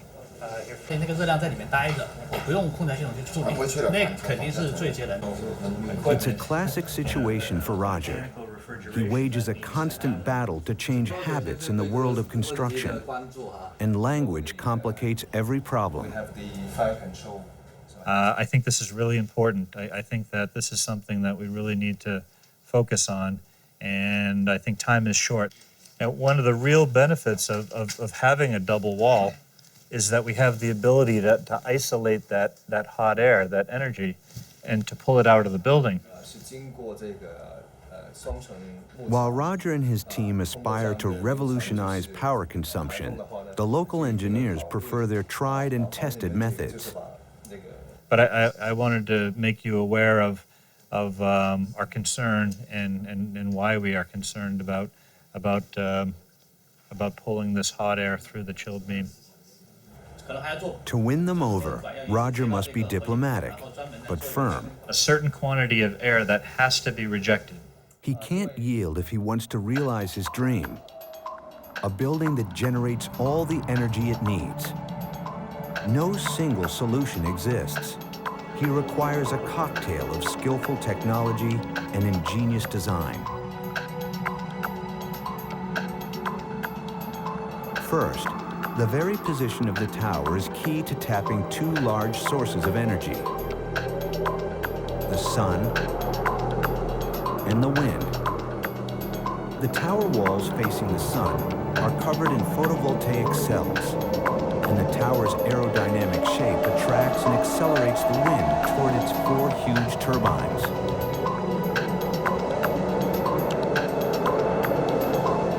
Unlike most buildings, the tower will let in a flood of light to conserve electricity.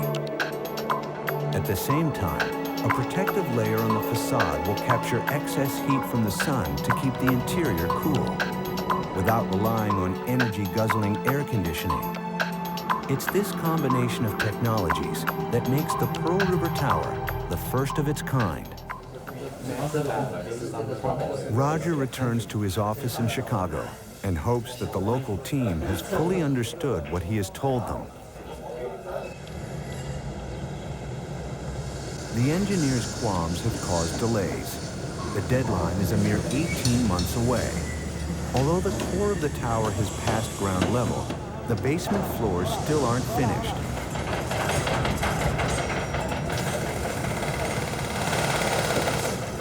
The site is as busy as an anthill. Workers measure thousands of planks, which will form a temporary mold for each of the concrete floors.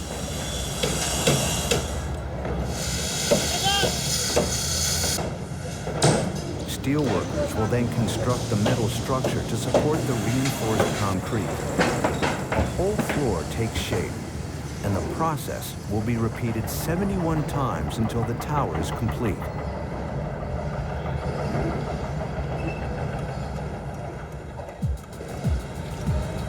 With an unyielding deadline, the management has to find a way to make up for lost time. Simple. Work into the night while the rest of the city unwinds.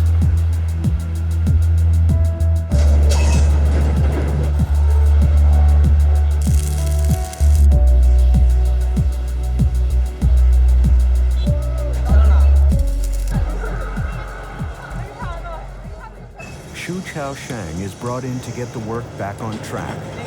The weight of the skyscraper now rests on his shoulders. It's also a chance to shine by pioneering time-saving techniques. He puts his ideas to the test at once.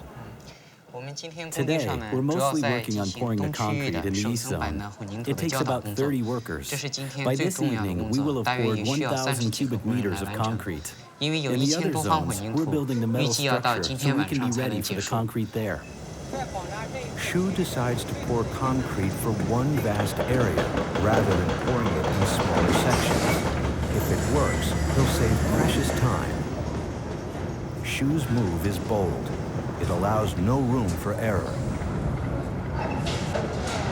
The vast operation begins. More than 1,000 cubic meters of concrete are about to be poured, the equivalent of 50 cement mixer trucks.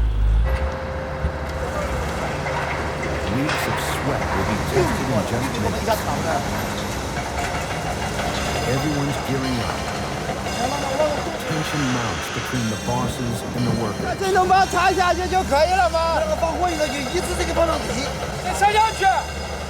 It takes a huge amount of coordination to organize the arrival of the mixers, pinpoint where to pour the concrete, and spread it properly. Construction supervisors are under pressure.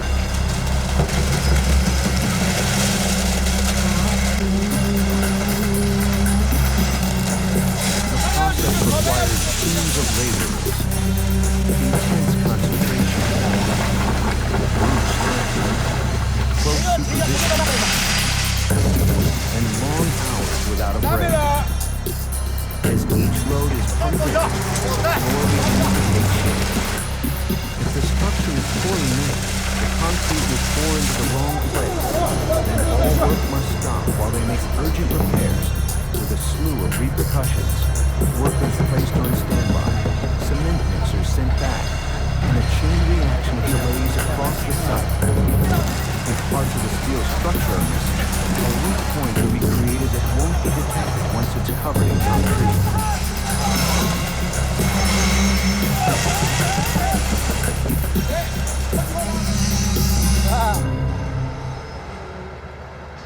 By the end of the day, success.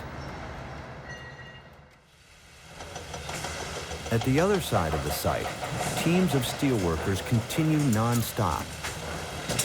In less than a week, it will be their turn to have concrete poured.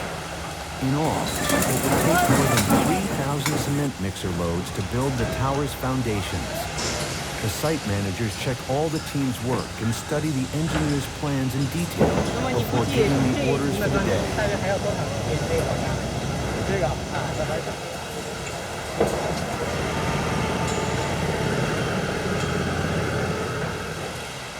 Tons of steel rods are received and positioned according to the blueprints.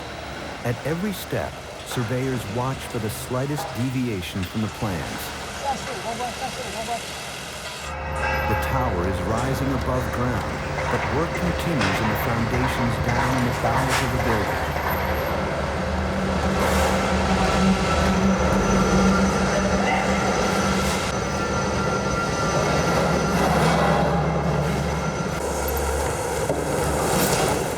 Not all challenges on the site take the form of concrete and steel. Some are flesh and blood. Xu has had to recruit more workers to stay on schedule. The workforce hails from all over China. Most come from Shanghai, a city over 700 miles away. Others left homes even farther away.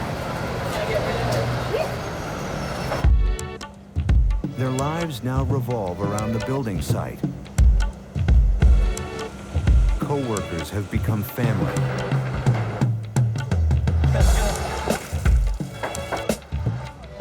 The site has become home.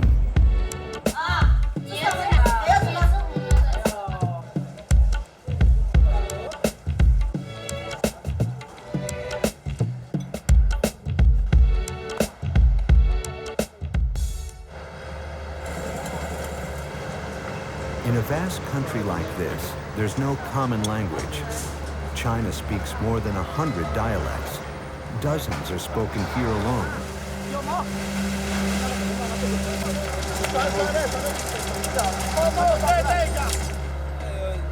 Mandarin, one of China's 7 major languages, is used to communicate key information. No time for misunderstandings here. Clarity counts, and for the clearest vision of the site itself, you need another perspective. A view from the tallest building in Guangzhou, the TV tower. From this height, Roger can show how location will shape the ability to generate power.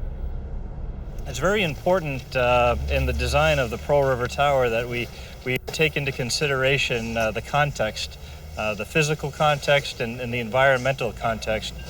The Pearl River Tower is going to be built along a central axis for the new central business district in the Newtown area of Guangzhou. The building will be located on the northwest corner, and in this location, the building will have uninterrupted access to sunshine through most of the day. As the sun rotates through the sky, we have this great park that will sit in front of the building that will not block the sunshine that will come in contact with it. By carefully angling the skyscraper, the architects will fully exploit solar energy. The sun's rays are strongest on the south and east. Photovoltaic cells will be integrated into the building's external shading system to provide electricity, but also to protect workers from excess solar radiation. But the other thing that happens is the prevailing winds in Guangzhou for most of the year are coming from the south. And as these winds pass through this new central business district, there will be no other buildings blocking this wind before they come in contact with the Pearl River Tower. So the winds will hit the turbines and they will be the first thing that the wind sees. But between absorption of wind and absorption of sunlight, these energy streams will be turned into power, and this power will be what helps to drive the building. But at the site, the building is far from finished. Xu is installing a new crane to speed things up.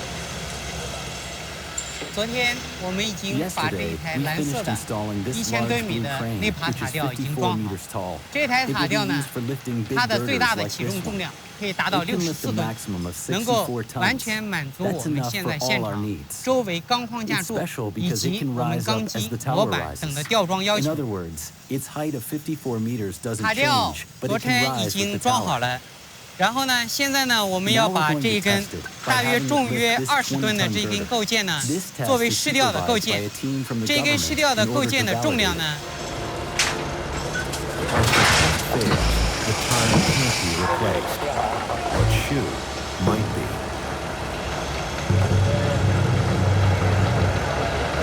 现在呢是正好可以在坑边，然后由这一台大试吊来进行起吊的。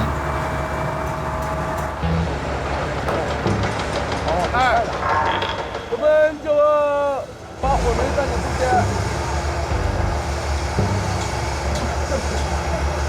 那么这个呢是要有国家的专门的检测单位来进行检测。我们用这一台塔吊呢，把它吊起之后呢，进行全方位的这个吊装测试。业长啊，回来给他点。 Everyone's on standby till the results come in.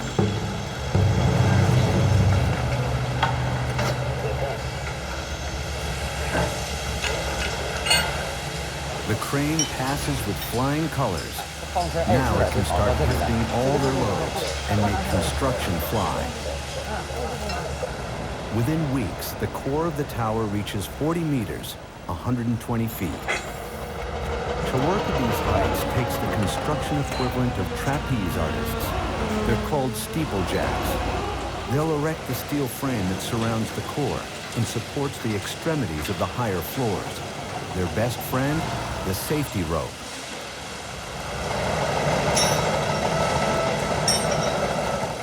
Although the steeplejacks are all qualified climbers, the work is risky. These guys require a combination of daring and caution. A tool dropped from these heights could kill. To maintain the tower's balance, steel girders weighing more than 10 tons must be precisely positioned. Since the crane operator can't see so far, the steeplejacks talk each girder into place. They'll bolt, weld, and if necessary, adjust the girders. No room for vertigo here.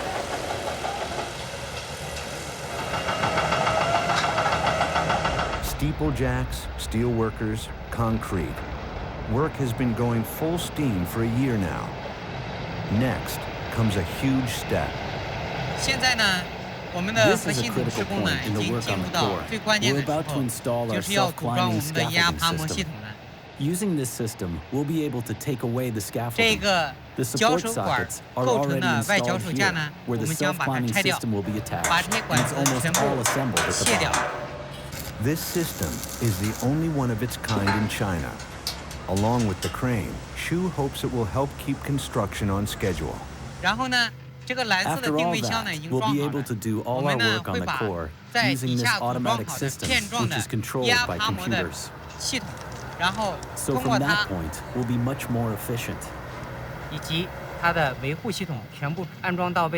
We'll go from taking 12 days for each floor to 4 or 5 days.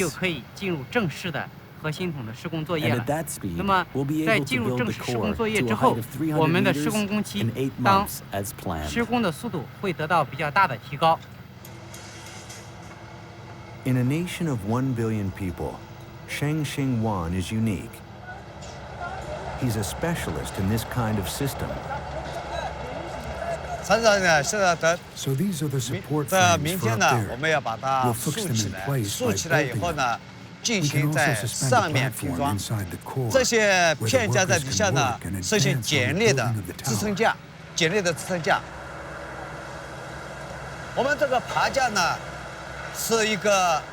What we're making is a kind of interior scaffold that can change shape depending on the structure of the building. When we pour the concrete for this wall, the shoring will rise automatically in accordance with the building, using the hydraulic jack system. For example, if the floor is 3.5 meters high, the platform can rise up 3.5 meters to start work on the next floor to be constructed. So the workers can then start working on the steel frame and place the shoring before pouring the concrete, and so on and so forth. 3.25米的标准，那我就爬到3.25米，这个阶段它就停下了。It's a big day for Sheng.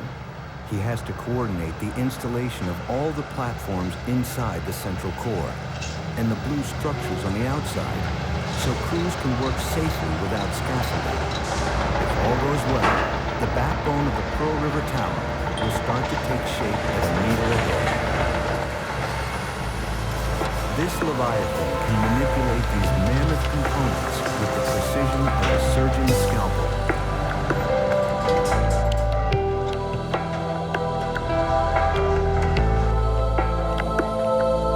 Sheng guides each section into place by keeping in constant contact with the crane operator.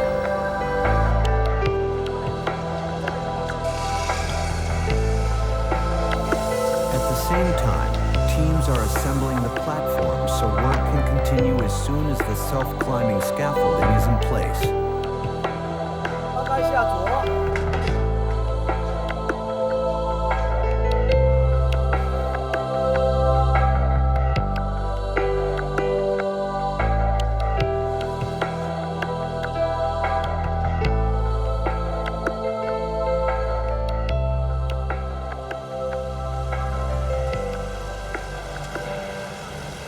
With his innovative ideas, Xu has recouped lost time. Construction moves at full speed. Now the tower can be seen from a distance, standing 100 meters tall, almost a third of its eventual height.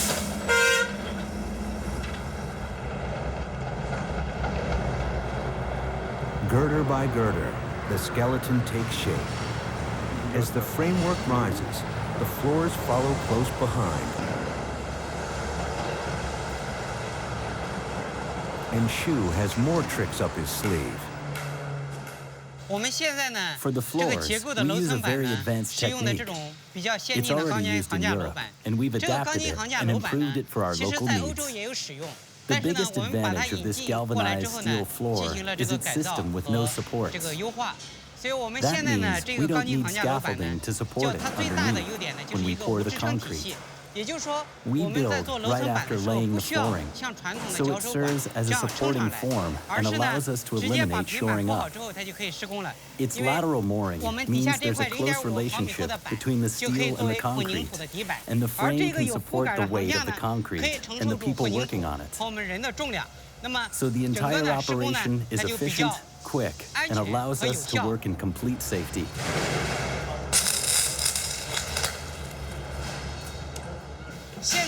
For a floor of this type, we need a dozen or so workers who work for 3 days to install it. After that, we'll need a day for the metal frame, a day for the concrete, and with all the work together, we'll need almost 4 days extra. After that, the floor is finished. The progress impresses a visitor, architect Roger Frechette. Barely a year has passed since he first came to the site. It's gone from a hole in the ground to a vision in the sky, the green workspace of tomorrow.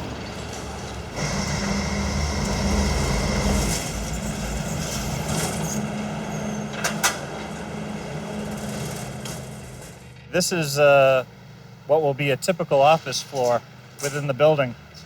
And if you can imagine, about 1 year from today, what you'll see is a couple things. One, you'll see a floor system, and the breathing air for the building will come up from underneath your feet. It'll come from the floor, and it'll rise up with natural buoyancy of air through the breathing zone, and that's how people will get their fresh air for the building. What you'll see at the ceiling is there'll be a number of concave metal panels, and those panels will be cooled down, and at their cooler temperature there'll be a radiation exchange that happens between the panels and the people within the space, and this is what's going to make them feel comfortable. When we go over to the perimeter of the building, what you'll see is there'll be what is known as a internally ventilated double wall facade. As the sun comes in contact with the skin, it heats up hot air within the layers of glass of this exterior wall. That hot air is then drawn up through the building, and we can use that hot air for other purposes. So air from the space will travel low into the exterior wall and will rise up between the layers of glass in the space. And it is that air movement in the glass that causes a cooling of the glass and will help to maintain thermal comfort in the space. Now, hot air that is collected in that glass will be brought back to a technical floor, and we'll be able to reuse that energy elsewhere in the building. Roger heads to the rooftop to review the work with Xu Chaosheng.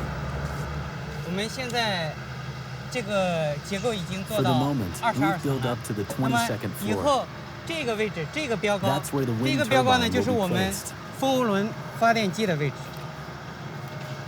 我们在 A 前 few 一段 days 时间的时候 before, 呢 we were here, 在 and the 这个位 construction 置 of each floor took about 12在地 days. 下结构的时候，大约呢是做到12天 However, 到 we're getting faster 12 and 天左右 faster. 一层。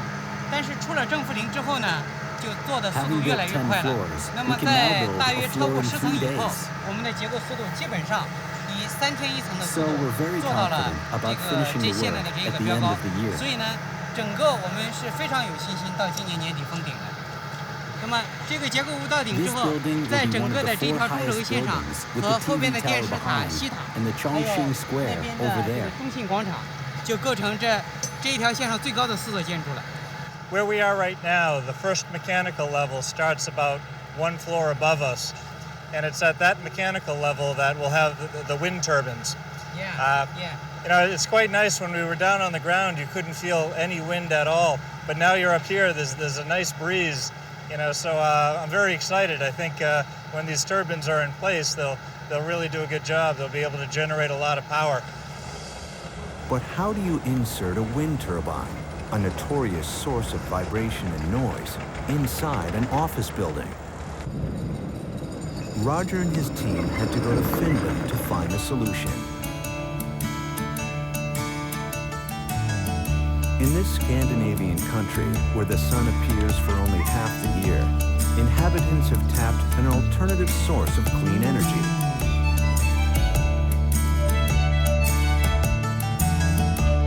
As well as classic turbines, you find designs adapted to city life. No noise, not even vibrations. A jewel from the north, brought to the Pearl River Tower. The man who pioneered vertical turbines in Finland is Risto Jutsanimi. Risto's company, Windside, has the longest track record for making urban turbines. So the designers of the Pearl River Tower chose him to help build a new concept into the world of architecture. and give their skyscraper a green advantage. This building is like sail, so it means that it is very high wind pressure. Other buildings you build so that they are taking care of the wind otherwise to try to get the wind away from the house. Here you are collecting it. We have here south, and here other side we have the north, and the prevailing wind, the main wind, comes from the south. On the turbine floors where air is funneled into tunnels, the Pearl River Tower taps a phenomenon of fluid dynamics called the Venturi effect. When the space narrows, the air particles accelerate. So the faster wind speed produced means more energy will be produced by the turbines. The power production is also something what we have records in this kind of wind turbines. So we can say that it can be 1 megawatt per 1 square meter in this Pearl River Tower. So when we get this square meter power to our knowledge, we can do whatever. It's very inspirited project, and very, very challenging and good for us. Here it is what I want to show you. This is a special windmill, which is approximately 1 meter wide and 4 meter high. But this is the only windmill what you can put in urban circumstances. It is totally soundless. This is very special model, and you can put it wherever you want, even middle in town, as you can see. If you have propeller, you cannot put propeller roof of the house because there's a lot of noise. There is 0 decibel. We are so near and you cannot hear anything. This is our specialty. You can touch your bare hands to our turbine, and this is not dangerous at all. This is the only turbine, what I know, that you can touch even when it is moving in full speed, and you cannot make any danger things. So it doesn't kill birds or anybody else. And you see there is rather good speed already, and there is maybe only 3 meters per second wind. And it doesn't go faster than this. This is why it's so safe. It is always going this slowly rotation, and it's only the torque only comes bigger and bigger, and this is just perfect for like Pearl River Tower.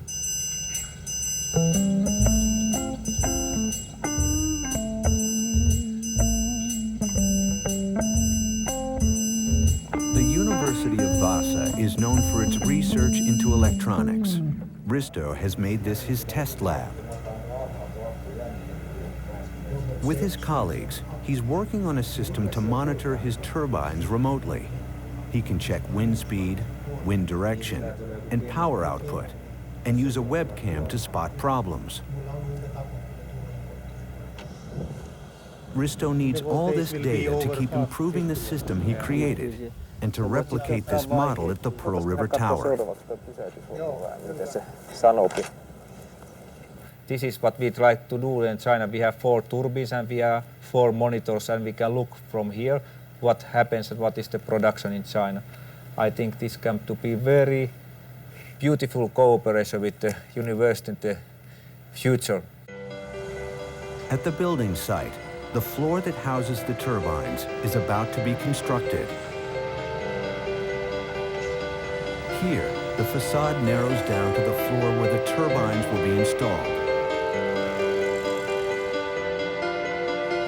At this height, architects have calculated the wind should accelerate by up to 250% before reaching the tunnel where the turbines are housed.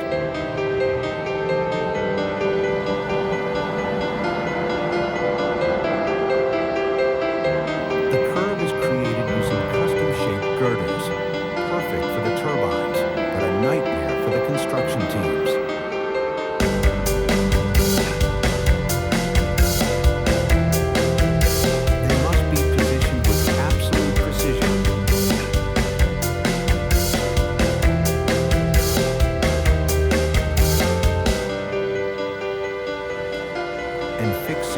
Once they're in place, under Shu's eagle eye.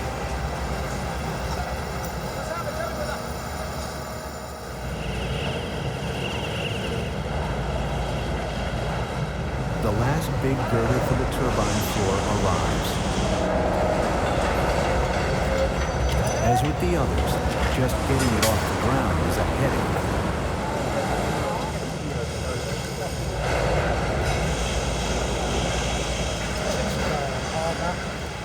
整个柱子的重量呢是21吨左右，21吨。由于它是折线型的，所以造成了我们在吊装的时候比较麻烦，因为我们很难控制它的一个平衡，它的重心不是很难找到，所以很难控制它的平衡。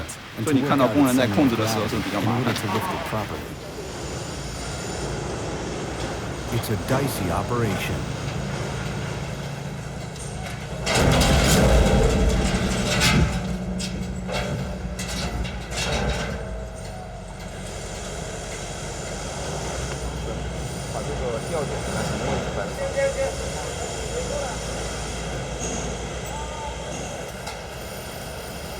In cutting-edge construction like this, each step has its complications. Almost the entire 19th floor has been built. All the girders are bolted and welded together. Total weight, 400 tons, equal to one jumbo jet full of passengers. Everything must be checked once and for all to detect any problems that could upset the schedule for the other floors. 和现在已经到20层了嘛，对吧？现在是8节柱，对吧？8节柱。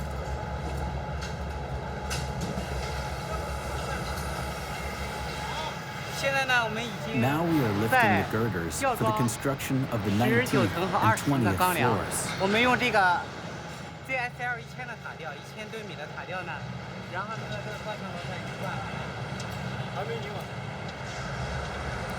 For everyone, reaching the turbine floor is symbolic. A milestone not just for the tower, but the nation.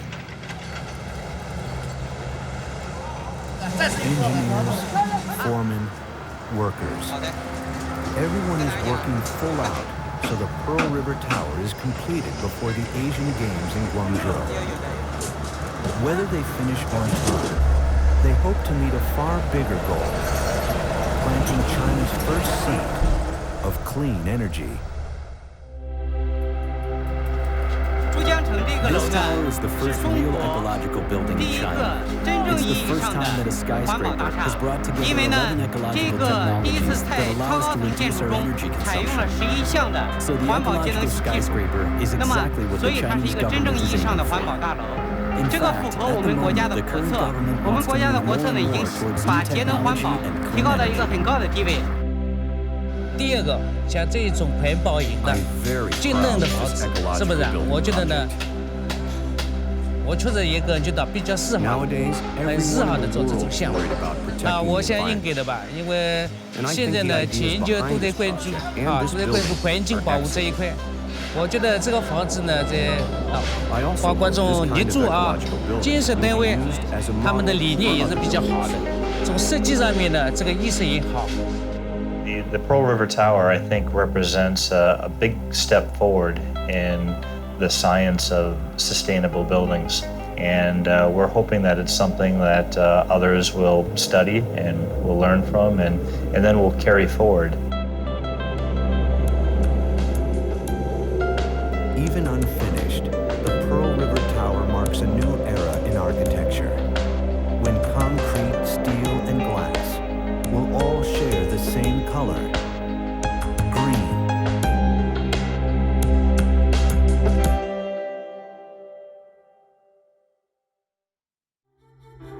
Every second, the sun's core produces enough energy to fuel our world for 1,000,000 years. If we could create our own sun here on Earth, we'd have a source of energy that's safe, clean, and endless, without the risk of meltdowns or radioactive waste. That process is called fusion. If fusion were possible, I think it would ease the suffering of many people. It would allow many more people to be prosperous. It would allow the environment to be cleaner. Fusion is the holy grail. Like the quest for the Grail itself, the path to fusion is an epic journey. But this Grail actually lies within our grasp.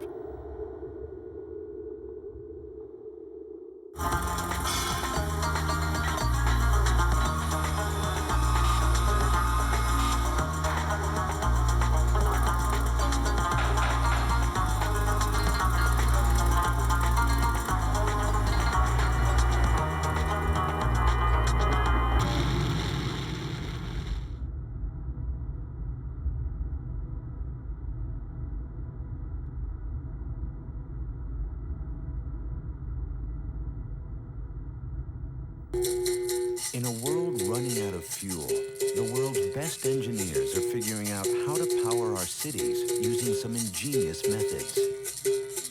Solar, wind, steam, and in this episode, nuclear fusion.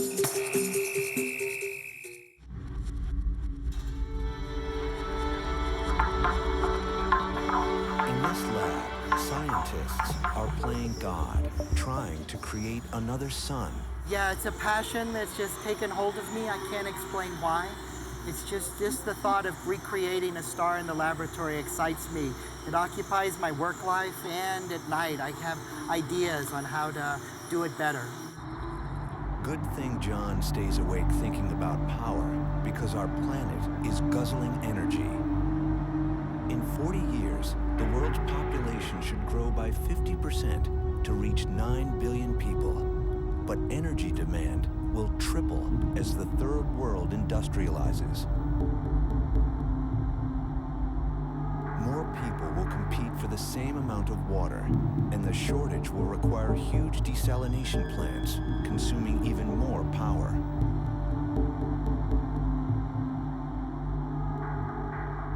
We have to do something different. We know that. We know consumption in Western countries is much higher than it is in the developing world, by factors of 100 in some cases. Today, 80% of our energy comes from fossil fuels, and they're running out. Before they do, they'll fuel global warming. The next generation will need fuels that are clean and abundant. But renewable energy alone costs too much and does too little. Replacing one power plant would require 60 square miles of solar panels, or 2,500 giant wind turbines. Without a viable source of energy, we're heading toward catastrophe. Nuclear fusion is part of the answer as well. It's something that's clean, it's safe, it's something that's got essentially a unlimited fuel source, so we think it's got to be part of the long-term answer. If scientists succeed, we'll have a source of power that's heaven-sent, safe, clean, and abundant. Fusion is, after all, the, if you will, God's economy of scale for powering the universe. It's the way stars work. To grasp what they're doing, you have to step back 14 billion years. Little by little, gravity captured the hydrogen in the early universe and gathered it into clouds, then stars. The immense pressure in the heart of a star crushes hydrogen atoms against each other. They heat up and merge to form helium in a process called fusion. In the core of our sun, fusion has been happening for 4 billion years.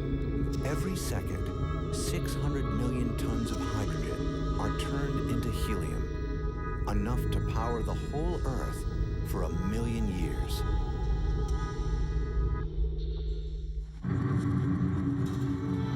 To create their own sun in the laboratory, scientists will use machines out of science fiction. Access to these sites is a real privilege, and their world makes your head spin. Here, numbers never have fewer than 6 figures. To top it off, there's more than one way to achieve fusion. So which way is the best? Around the world, teams of scientists are competing in a fusion marathon. First contender, the Z machine, which uses powerful electrical pulses to ignite a fusion reaction. The facility was built to create these extreme states of matter for nuclear weapons research, but now we're doing a lot of experiments to create fusion in the laboratory. That is, a miniature star in the lab. Second team, the laser megajoule, whose beams will smash hydrogen like hammers until it explodes. The fuel for fusion will come from seawater, which is an almost inexhaustible source.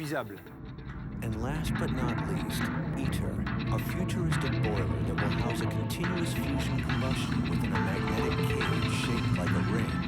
The amount of energy involved is like millions of times more than what you get on a conventional chemical reactions. Who will be the first to harness the energy of nuclear fusion? The winner will be the team that develops a fusion technology that produces more energy than it uses, the key to a working reactor.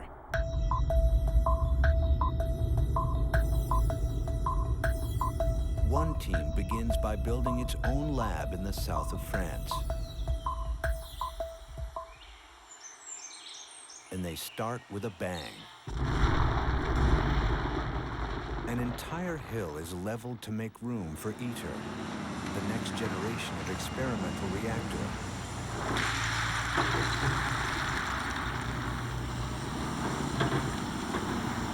So this is the ITER site, and this is where the ITER fusion reactor is going to be located. ITER will be a lab for scientists to perfect fusion. If they succeed, they'll design a prototype reactor to produce electricity. The budget is as huge as the site, $17 billion. Governments representing half the population of the world are collaborating. The European Union, the US, Russia, China, India, Japan, and South Korea. Each partner will construct a certain number of parts manufactured by their top high-tech companies. Once the site is complete, scientists from all over the world will converge here to reach their goal. To produce 10 times more energy than is consumed by the reactor for at least 6 minutes. 6 minutes is long enough to prove the technology will work.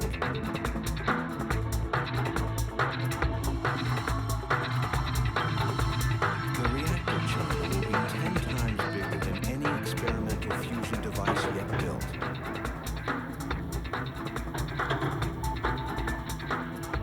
ITER means the way in Latin. If it succeeds, it will pave the way for a full-scale fusion reactor and make today's nuclear plants the plants of the past. Nuclear energy literally means the energy of nuclei. Today's nuclear plants generate power using a process called fission. Fission breaks up the unstable nucleus of large uranium atoms. The energy release spins turbines that generate electricity. But fission has its hazards. More than 2 decades after the accident at the Chernobyl nuclear plant, people continue to die, and we still have no long-term solution to nuclear waste. Fusion is the opposite of fission, and by its very nature, fusion is safe and clean. You know, the fusion reaction is one that involves 2 light nuclei, putting them together, fusing them together to form a heavier nucleus.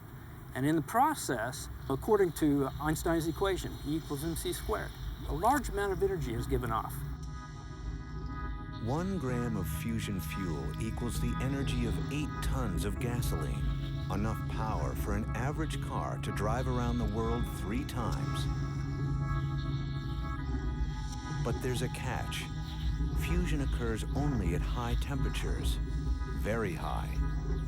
At 200 million degrees Fahrenheit, the matter is heated to the state of plasma, 10 times hotter than the sun. Hot enough to overcome the nuclei's natural repulsion and for the atoms to fuse.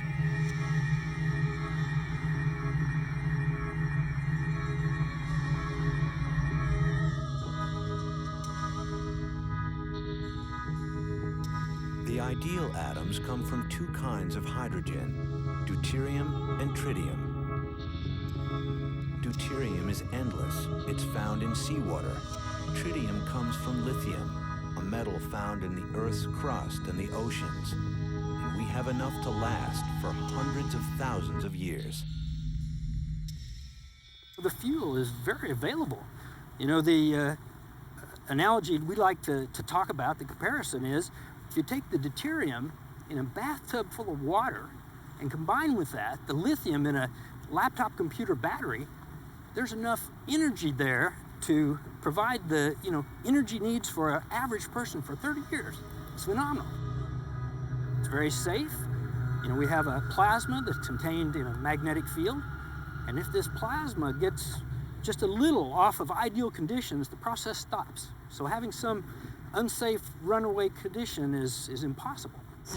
The fusion reaction itself doesn't produce dangerous waste, but the neutrons bombarding off the chamber wall will make it slightly radioactive. Tritium used in the reactor has a 13-year half-life. After 20 to 30 years of operation, ITER will be dismantled. Within a century or so, most of the radioactive parts will be too weak to pose a threat.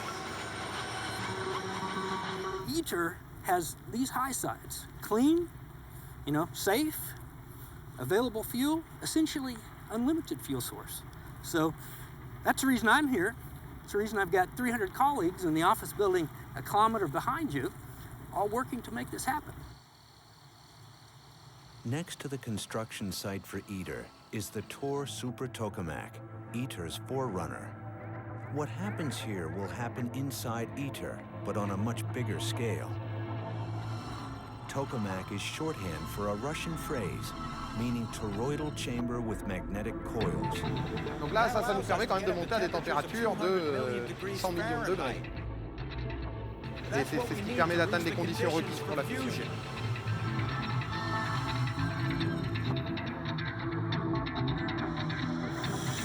As in all tokamaks in the world, the Tor Super Team spends a lot of time taking apart, evaluating, and improving the parts. Fusion requires perfection. Today, the team is replacing a microwave heating antenna, a crucial part for reaching high temperatures. Philippe is the machine's operator.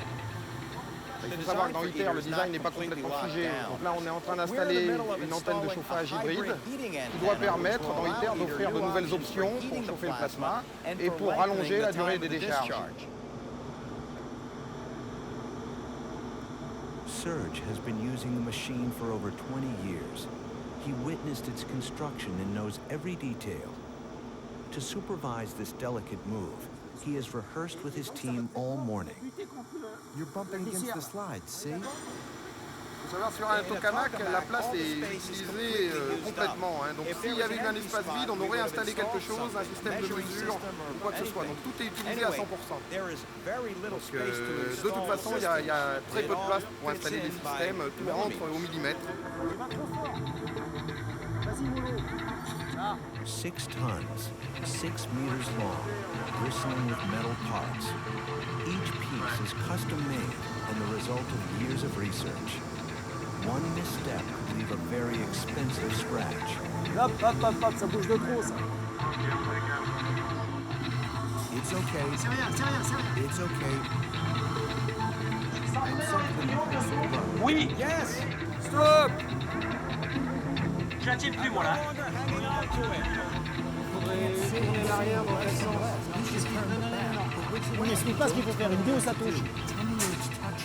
Moi je te le dis, Étienne, à première vue, on est trop bas pour engager des rotules.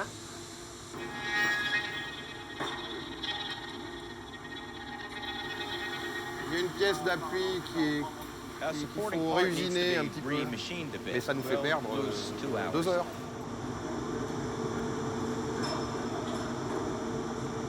Ça fait partie des aléas de montage quand on monte des systèmes aussi complexes que celui-là, avec des éléments doivent se mettre exactement au millimètre. Donc quand on a un problème, il faut aller à l'atelier, réusiner la pièce et puis l'installer de nouveau. They modified the part that guides the antenna by shaving a few slivers of metal. These everyday problems are a part of the quest for fusion. Add up all the problems, and you have months of setbacks. Let's try it like that. There, it's going on its own, see? Great, it's going in great. Everyone can breathe now. But some jobs are beyond this team.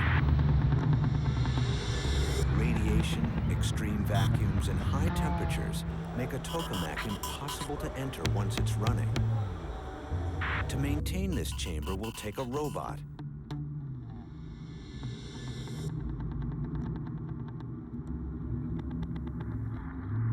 This robot can sneak its 10 meters of titanium and steel through a shutter only 25 centimeters wide. In a few hours, it can inspect the walls and even fix small problems. And the experiments can continue without losing precious time. Another day at Tor Supra, and another experiment on the road to fusion. Today, testing the new hybrid antenna, a key to starting a fusion reaction. This kind of antenna could be ideal for ITER. To start the experiment, they have to turn on the tokamak, but they don't just flip a switch. Every morning we put it in service, and in the evening we put it on security settings so that people can enter the hall. Each circuit breaker gives access to a key to open the next breaker. It takes a while, but you can't play around with 63,000 volts. Anika, can we proceed? No, we can't. A safety door won't close, so the tokamak can't start. Le plasma est un élément qui va émettre des rayonnements ionisants et des neutrons.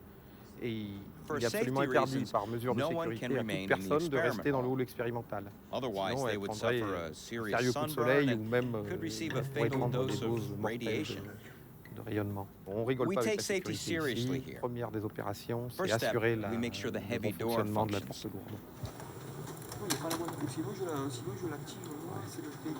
All the tokamak subsystems are used to their limits, so it's no surprise to see small defects appearing once in a while.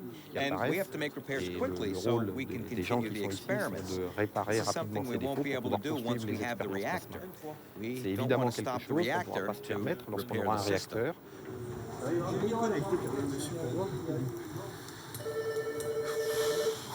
The company that maintains the doors won't be able to repair it for several hours, so the staff scrambles to find a solution. Each day has the potential for a few hours of delay, which together could add years to the timetable. Bon, alors, qu'est-ce qu'ils foutent? What are they doing? They've gone down into the bowels of the lab to track the bug along miles of electrical wiring. Seems a sensor thought the door was closed, so it wouldn't budge. Turns out the jammed door works fine. It just needed a nudge. The main door closes with no trouble. The team can now work safely, protected by concrete walls 2 feet thick. Ah, c'est merveilleux. Good. Ah, c'est beau. Heavy doors okay? Donc ça y est, cette porte lourde. Q2, Q5, 3129. Think of plasma as a very hot soup of atoms. Nuclei, positively charged, and electrons, negatively charged. Scientists will reconfigure the cooking methods thousands of ways before finding the ideal recipe. First, they switch on the magnetic field to maintain the plasma at the center of the vacuum chamber. A tiny pump of deuterium and tritium mix is injected in the experiment chamber. The central coil of the tokamak is activated. It heats the fuel by resistance like a toaster. The fuel is heated to the stage of plasma. No physical container could retain this hot plasma of atoms, so the scientists had the ingenious idea of confining it within a magnetic cage, hence the name, magnetic confinement. In a vacuum, the plasma is now protected from any substance that could cool it down and snuff it out. Voilà. Good. We have everything. Il y a les données. All of it. Great. Il y a tout. One run. Ça y est. One plasma run on the entire program of the day. So let's use the hybrid antenna. Le choc avec Now l'hybride. we can start another experiment and test the antenna. Beyond 20 million degrees, this method runs out of steam. They have to raise the temperature by using another tool. Antennas now emit microwaves, the equivalent of tens of thousands of microwave ovens to heat the plasma. The hybrid microwave antenna directs heat at precise areas in the plasma, but it's still not enough. Reaching fusion requires even more heat. deuterium atoms are fired at 700 millions of miles per hour, causing collisions that heat the plasma. Take a look at the hybrid. Very, very good. An infrared camera lets the team watch to make sure no parts on the wall of the chamber overheats.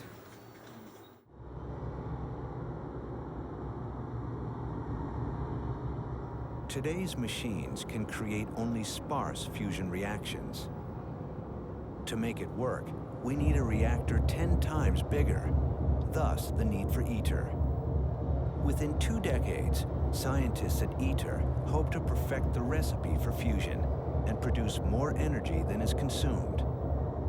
Then, they can build the first industrial fusion reactor that can actually produce electricity. Heat emitted by the reactor will produce steam, and steam turbines will generate electricity. With the prospect of ITER, progress on magnetic confinement fusion has accelerated. But elsewhere, other teams are pursuing fusion with other methods, including the world's biggest lasers. Amid the vineyards of Bordeaux, French military research plays a key role in the race for fusion. Banned since 1996, nuclear testing has been replaced by computer simulation for developing new generations of nuclear warheads. Let's go! Weapons engineering and energy production share the same field of research, fusion. A national laboratory working for the military will open its high-intensity laser, the laser megajoule, to civilian researchers. Here, a team of physicists is working on a completely different method to achieve fusion: inertial confinement. No magnets needed to confine the reaction. It happens so fast that the nuclei fuse before they can scatter. A vast array of lasers will compress a mix of deuterium and tritium, enclosed in a tiny capsule, until they superheat and fuse together. François Jacqueline supervises the installation of the experiment hall. Vous êtes ici dans la salle d'expérience du laser mégajoule, donc c'est au centre de laquelle se trouve une chambre qui fait 10 mètres de diamètre et sur laquelle vont converger 240 faisceaux laser sur une cible de taille millimétrique.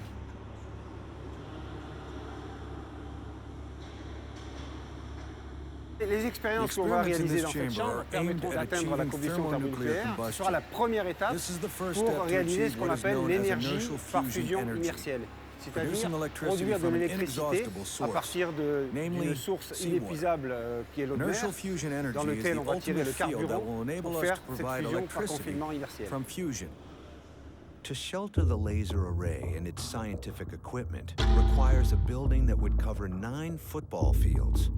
The building is strengthened by beehive structures with enough concrete to fill 45 Olympic swimming pools.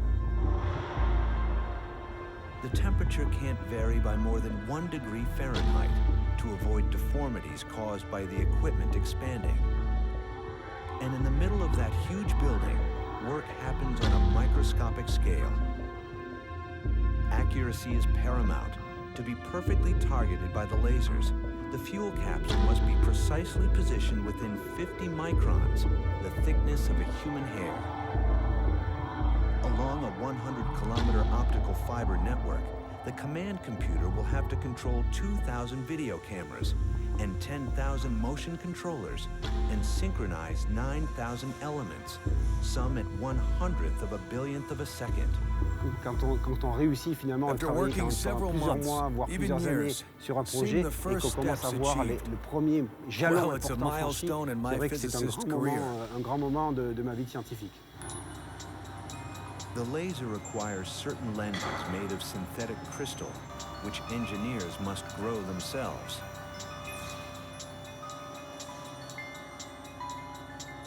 In 2 months, they've obtained crystals measuring 2 feet across.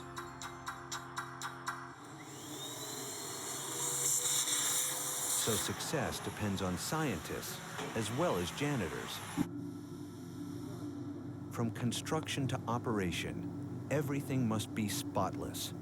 One speck of dust can damage the laser equipment.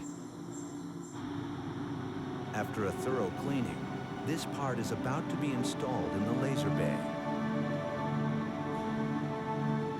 Like everything that enters the laser megajoule, it's moved into an airtight trailer.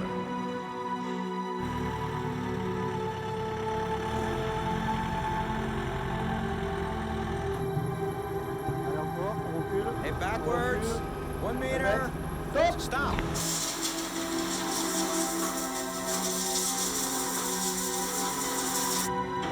The thousands of parts for the laser megajoule will all go through this procedure. While some parts of the building are pressurized to repel dust, the experiment hall is depressurized to contain any tritium leaks. The air filtering system is as powerful as the turbines of a Boeing 787 Dreamliner. It takes up 1/3 of the whole building. Like ITER, the laser megajoule has its own forerunner, a less powerful prototype, and it's right next door. Equipped with only 4 laser beams, it can't produce a fusion reaction. Its purpose is to prepare the teams to simultaneously control the 240 lasers of the megajoule. The maintenance team must regularly inspect the lenses used most often. Despite the clinical cleanliness of the lab, microscopic dust sneaks onto the lenses. Que les poussières Dust spreads se on the déposent sur les lenses optiques and is et burned elles by sont the brûlées laser. par le laser qui est très intense.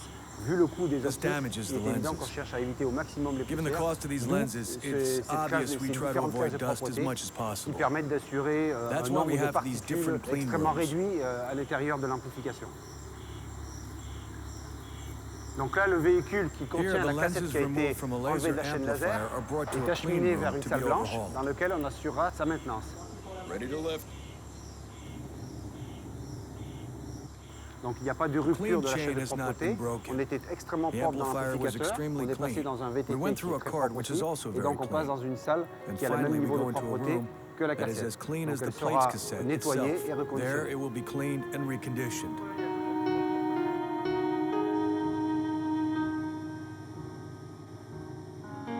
Ultraviolet light helps them detect and remove dust.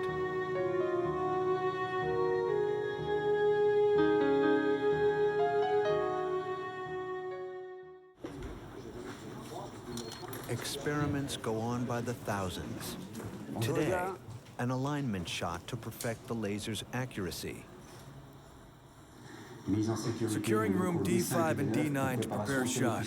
It takes a whole team 3 hours to wrangle the 350 motion controllers that adjust the alignment of the lasers. If the temperature varies by 1 degree Fahrenheit or someone walks near the lasers, the beams will fail to reach their target. We're finalizing the alignment. We'll start the shot in 15 minutes. The shot begins with a tiny infrared laser, like the kind in a CD player, but which will be amplified 8 billion times. The laser passes through amplifiers. Strong flashes illuminate laser plates, which in turn transfer their energy to the laser beam passing through. The beam makes 2 return journeys, collecting more energy on each pass. Evacuation of the switchyard target area to prepare for the shot sequence. Évacuation de la zone 10 000 d'expérience pour préparation à la séquence de tir. Are you all ready for the shot? Yes. Yes. Okay. Yes. Experiment subsystems ready. High voltage. Okay. Synchro. Yes. Fine. Synchronizing. Ready. Diagnostics. Okay. Alignment. Okay. Computers. Yes. Communication du PCI, lancement de la séquence de tir de puissance. Je répète, lancement de la séquence de tir de puissance. Pre-amplifier module charging. Capacitor banks at full level. After the 4th amplification, the lasers are so strong, the scientists must avoid concentrating them on an area less than 1 square foot or risk breaking the lenses. They all converge to hit the target. Shot completed at 11:11 a.m. I repeat, shot completed at 11:11 a.m. Okay, A, B, C, D shots confirmed. Here are the results. Do they match the request? Perfectly. We couldn't do any better. Thanks, guys. You can leave the control room.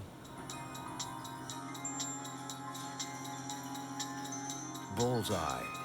The 4 lasers hit the target within 1/100th of a billionth of a second, in a circle 100th of a millimeter wide, the diameter of a hair. This level of precision is crucial. The slightest variation would mean failure. The team has proven its ability to master the 4 beams.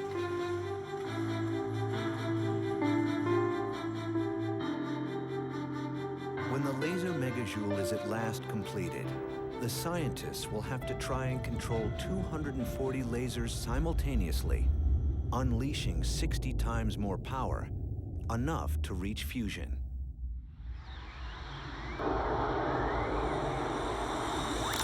The laser is an extraordinary tool for achieving fusion in the lab, offering power and versatility. But with its demand for hyper-precision and cleanliness, is it practical enough for industrial use? Maybe we need something a little more sturdy.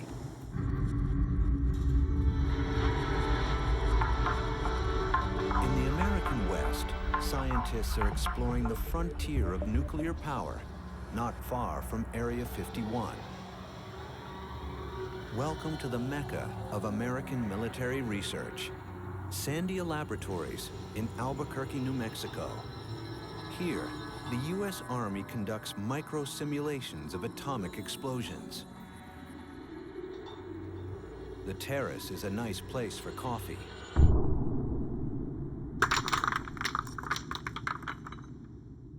In the race to achieve fusion, this is the third approach. No lasers. Here, physicists try to achieve inertial fusion with electric discharges. The facility was built to create these extreme states of matter for nuclear weapons research, but now we're doing a lot of experiments to create fusion in the laboratory. That is, a miniature star in the lab.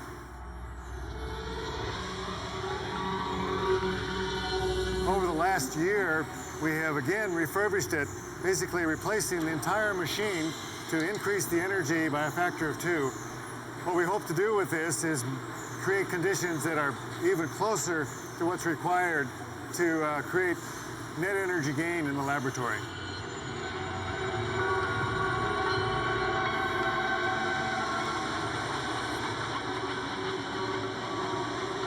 Here in the Z facility, we want to really understand how the fusion reaction works and what is required to drive the fusion reaction.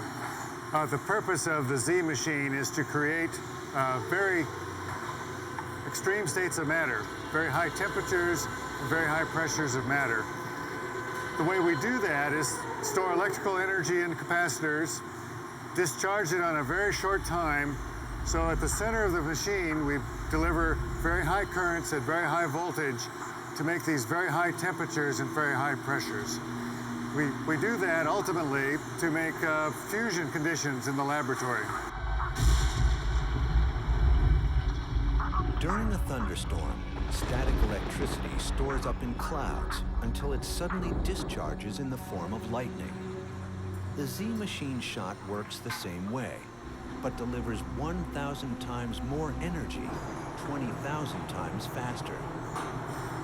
The discharge represents 30 times more electricity than the whole world uses at any given moment, and lasts a fraction of a second.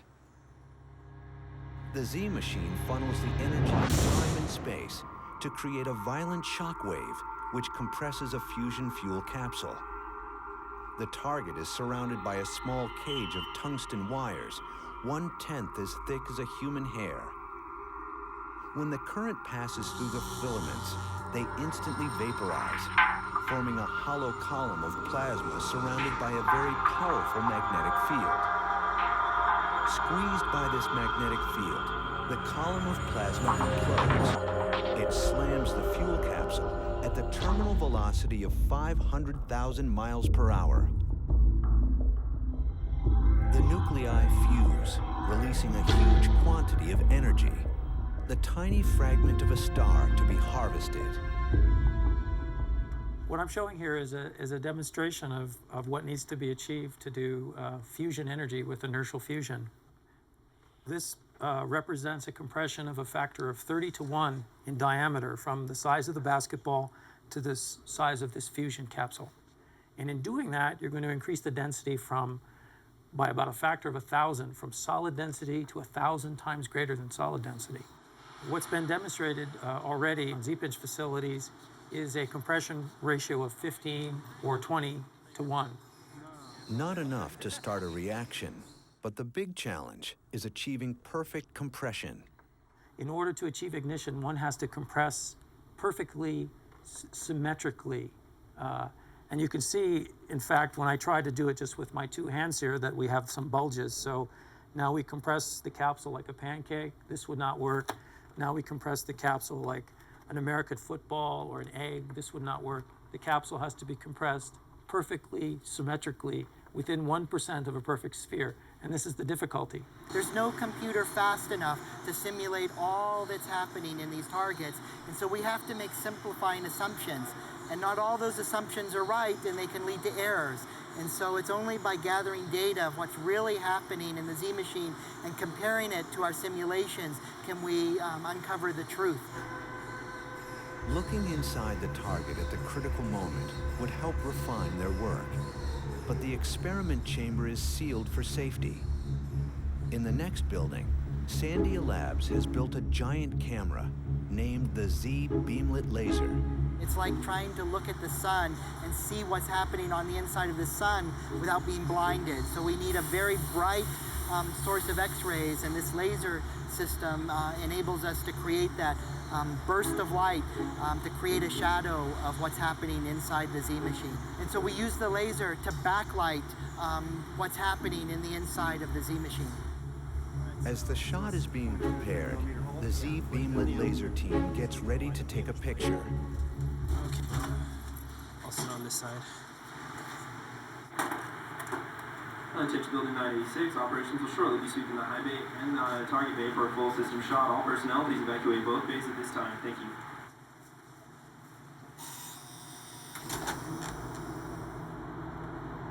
Evacuate the high bay for a system shot. Okay, so the reason why we do sweep, there's four main reasons. One, spatial filter implosion. If in case a spatial filter lens is to crack and the vacuum is to leak, it could implode and essentially hurt somebody who's nearby. There's also the high voltage risk, which for the amplifiers, charging up to 18,000 kV for each circuit. So we want to make sure nobody's near the circuits with that. Evacuate the high bay. There's also the laser light risk, where there's so much light that if anybody's in there, they can unintentionally be blinded or burned or damaged in some way if they were managed to get in the beam path. So it's all for personnel safety, just to keep everybody safe and out of the way of the laser. Thank you. Around the Z machine, the countdown has started. Nothing living or electronic could survive the electromagnetic charge that will rush into the hall. Any forgotten tool could become a dangerous projectile. The shock is equivalent to several sticks of dynamite.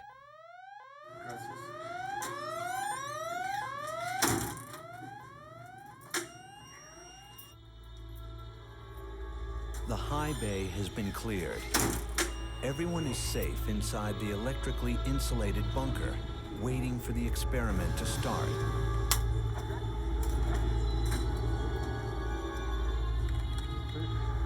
The beamlet laser must synchronize perfectly with the Z machine to take the picture of the capsule during the shot.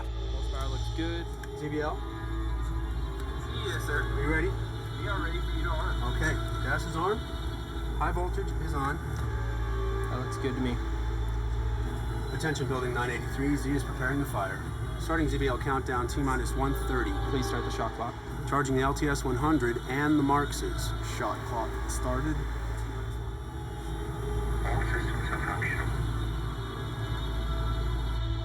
How's that look? Rod banks are charging. T-minus 30, 50 kV. T-minus 10. 60 kV. Charge is complete. T-minus 5. 75 kV. Charge complete. Arming to fire. T0.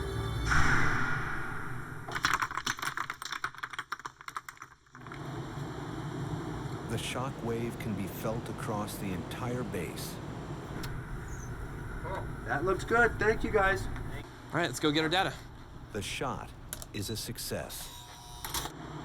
Though this picture doesn't look like much, it's a veritable mine of information. We were able to capture an image of a fusion capsule as it was being bombarded by the radiation of the Z machine and being squeezed down. We were able to freeze the motion and capture an image of a capsule for the first time in the history of the Z project.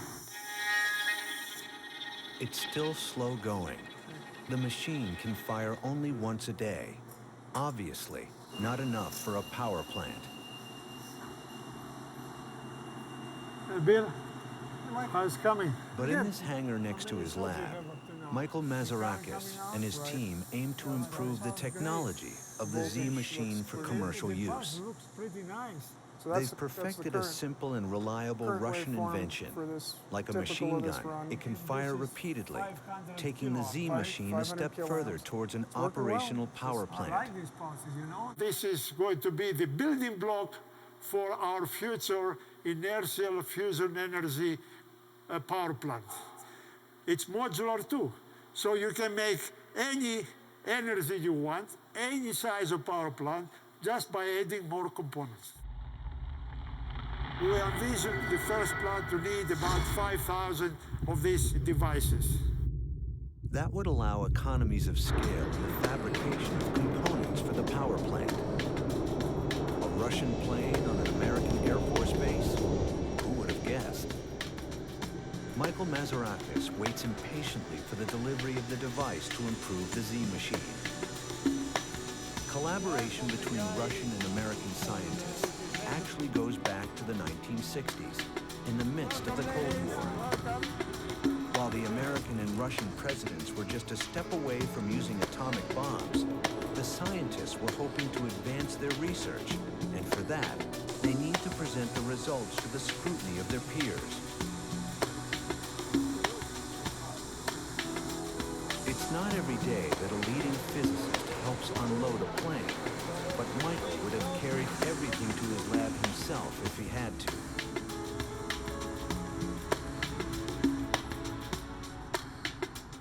In the early 90s, the Z machine was almost forgotten.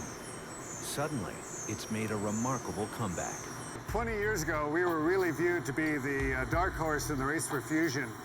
With the successes we've had with the Z-pinch implosions and the generation of X-rays, we've really gotten a lot more attention in recent years. So we now think we have a chance of really competing with the other schemes, and it should be a competitive environment where you look at multiple approaches to achieving fusion in the laboratory. These enormous power plants have their place in the future of energy to meet the demand of cities and industries.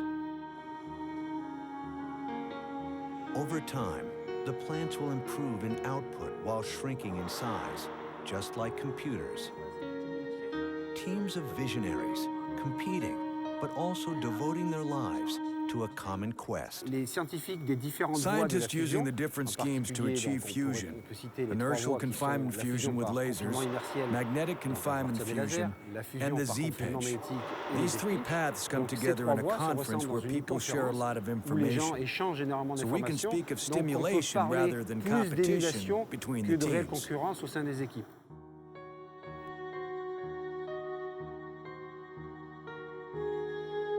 Fusion will take time, not years, but decades. Et si ça marchait pas, What if là, it didn't work? en fait, moi Well, je suis in très fact, confiant I am very que ça confident. va It marcher. will work. La Question question est is, en fait in l'échelle which de temps, time c'est dans frame? combien de temps ça va marcher. You have to be a true believer to dedicate yourself for 25 years to a project. So I've been working on studying fusion since 1981, so almost 25 years. So I have a passion for trying to make a little star in the laboratory. And I really think we're on the path to achieving that with the Z machine.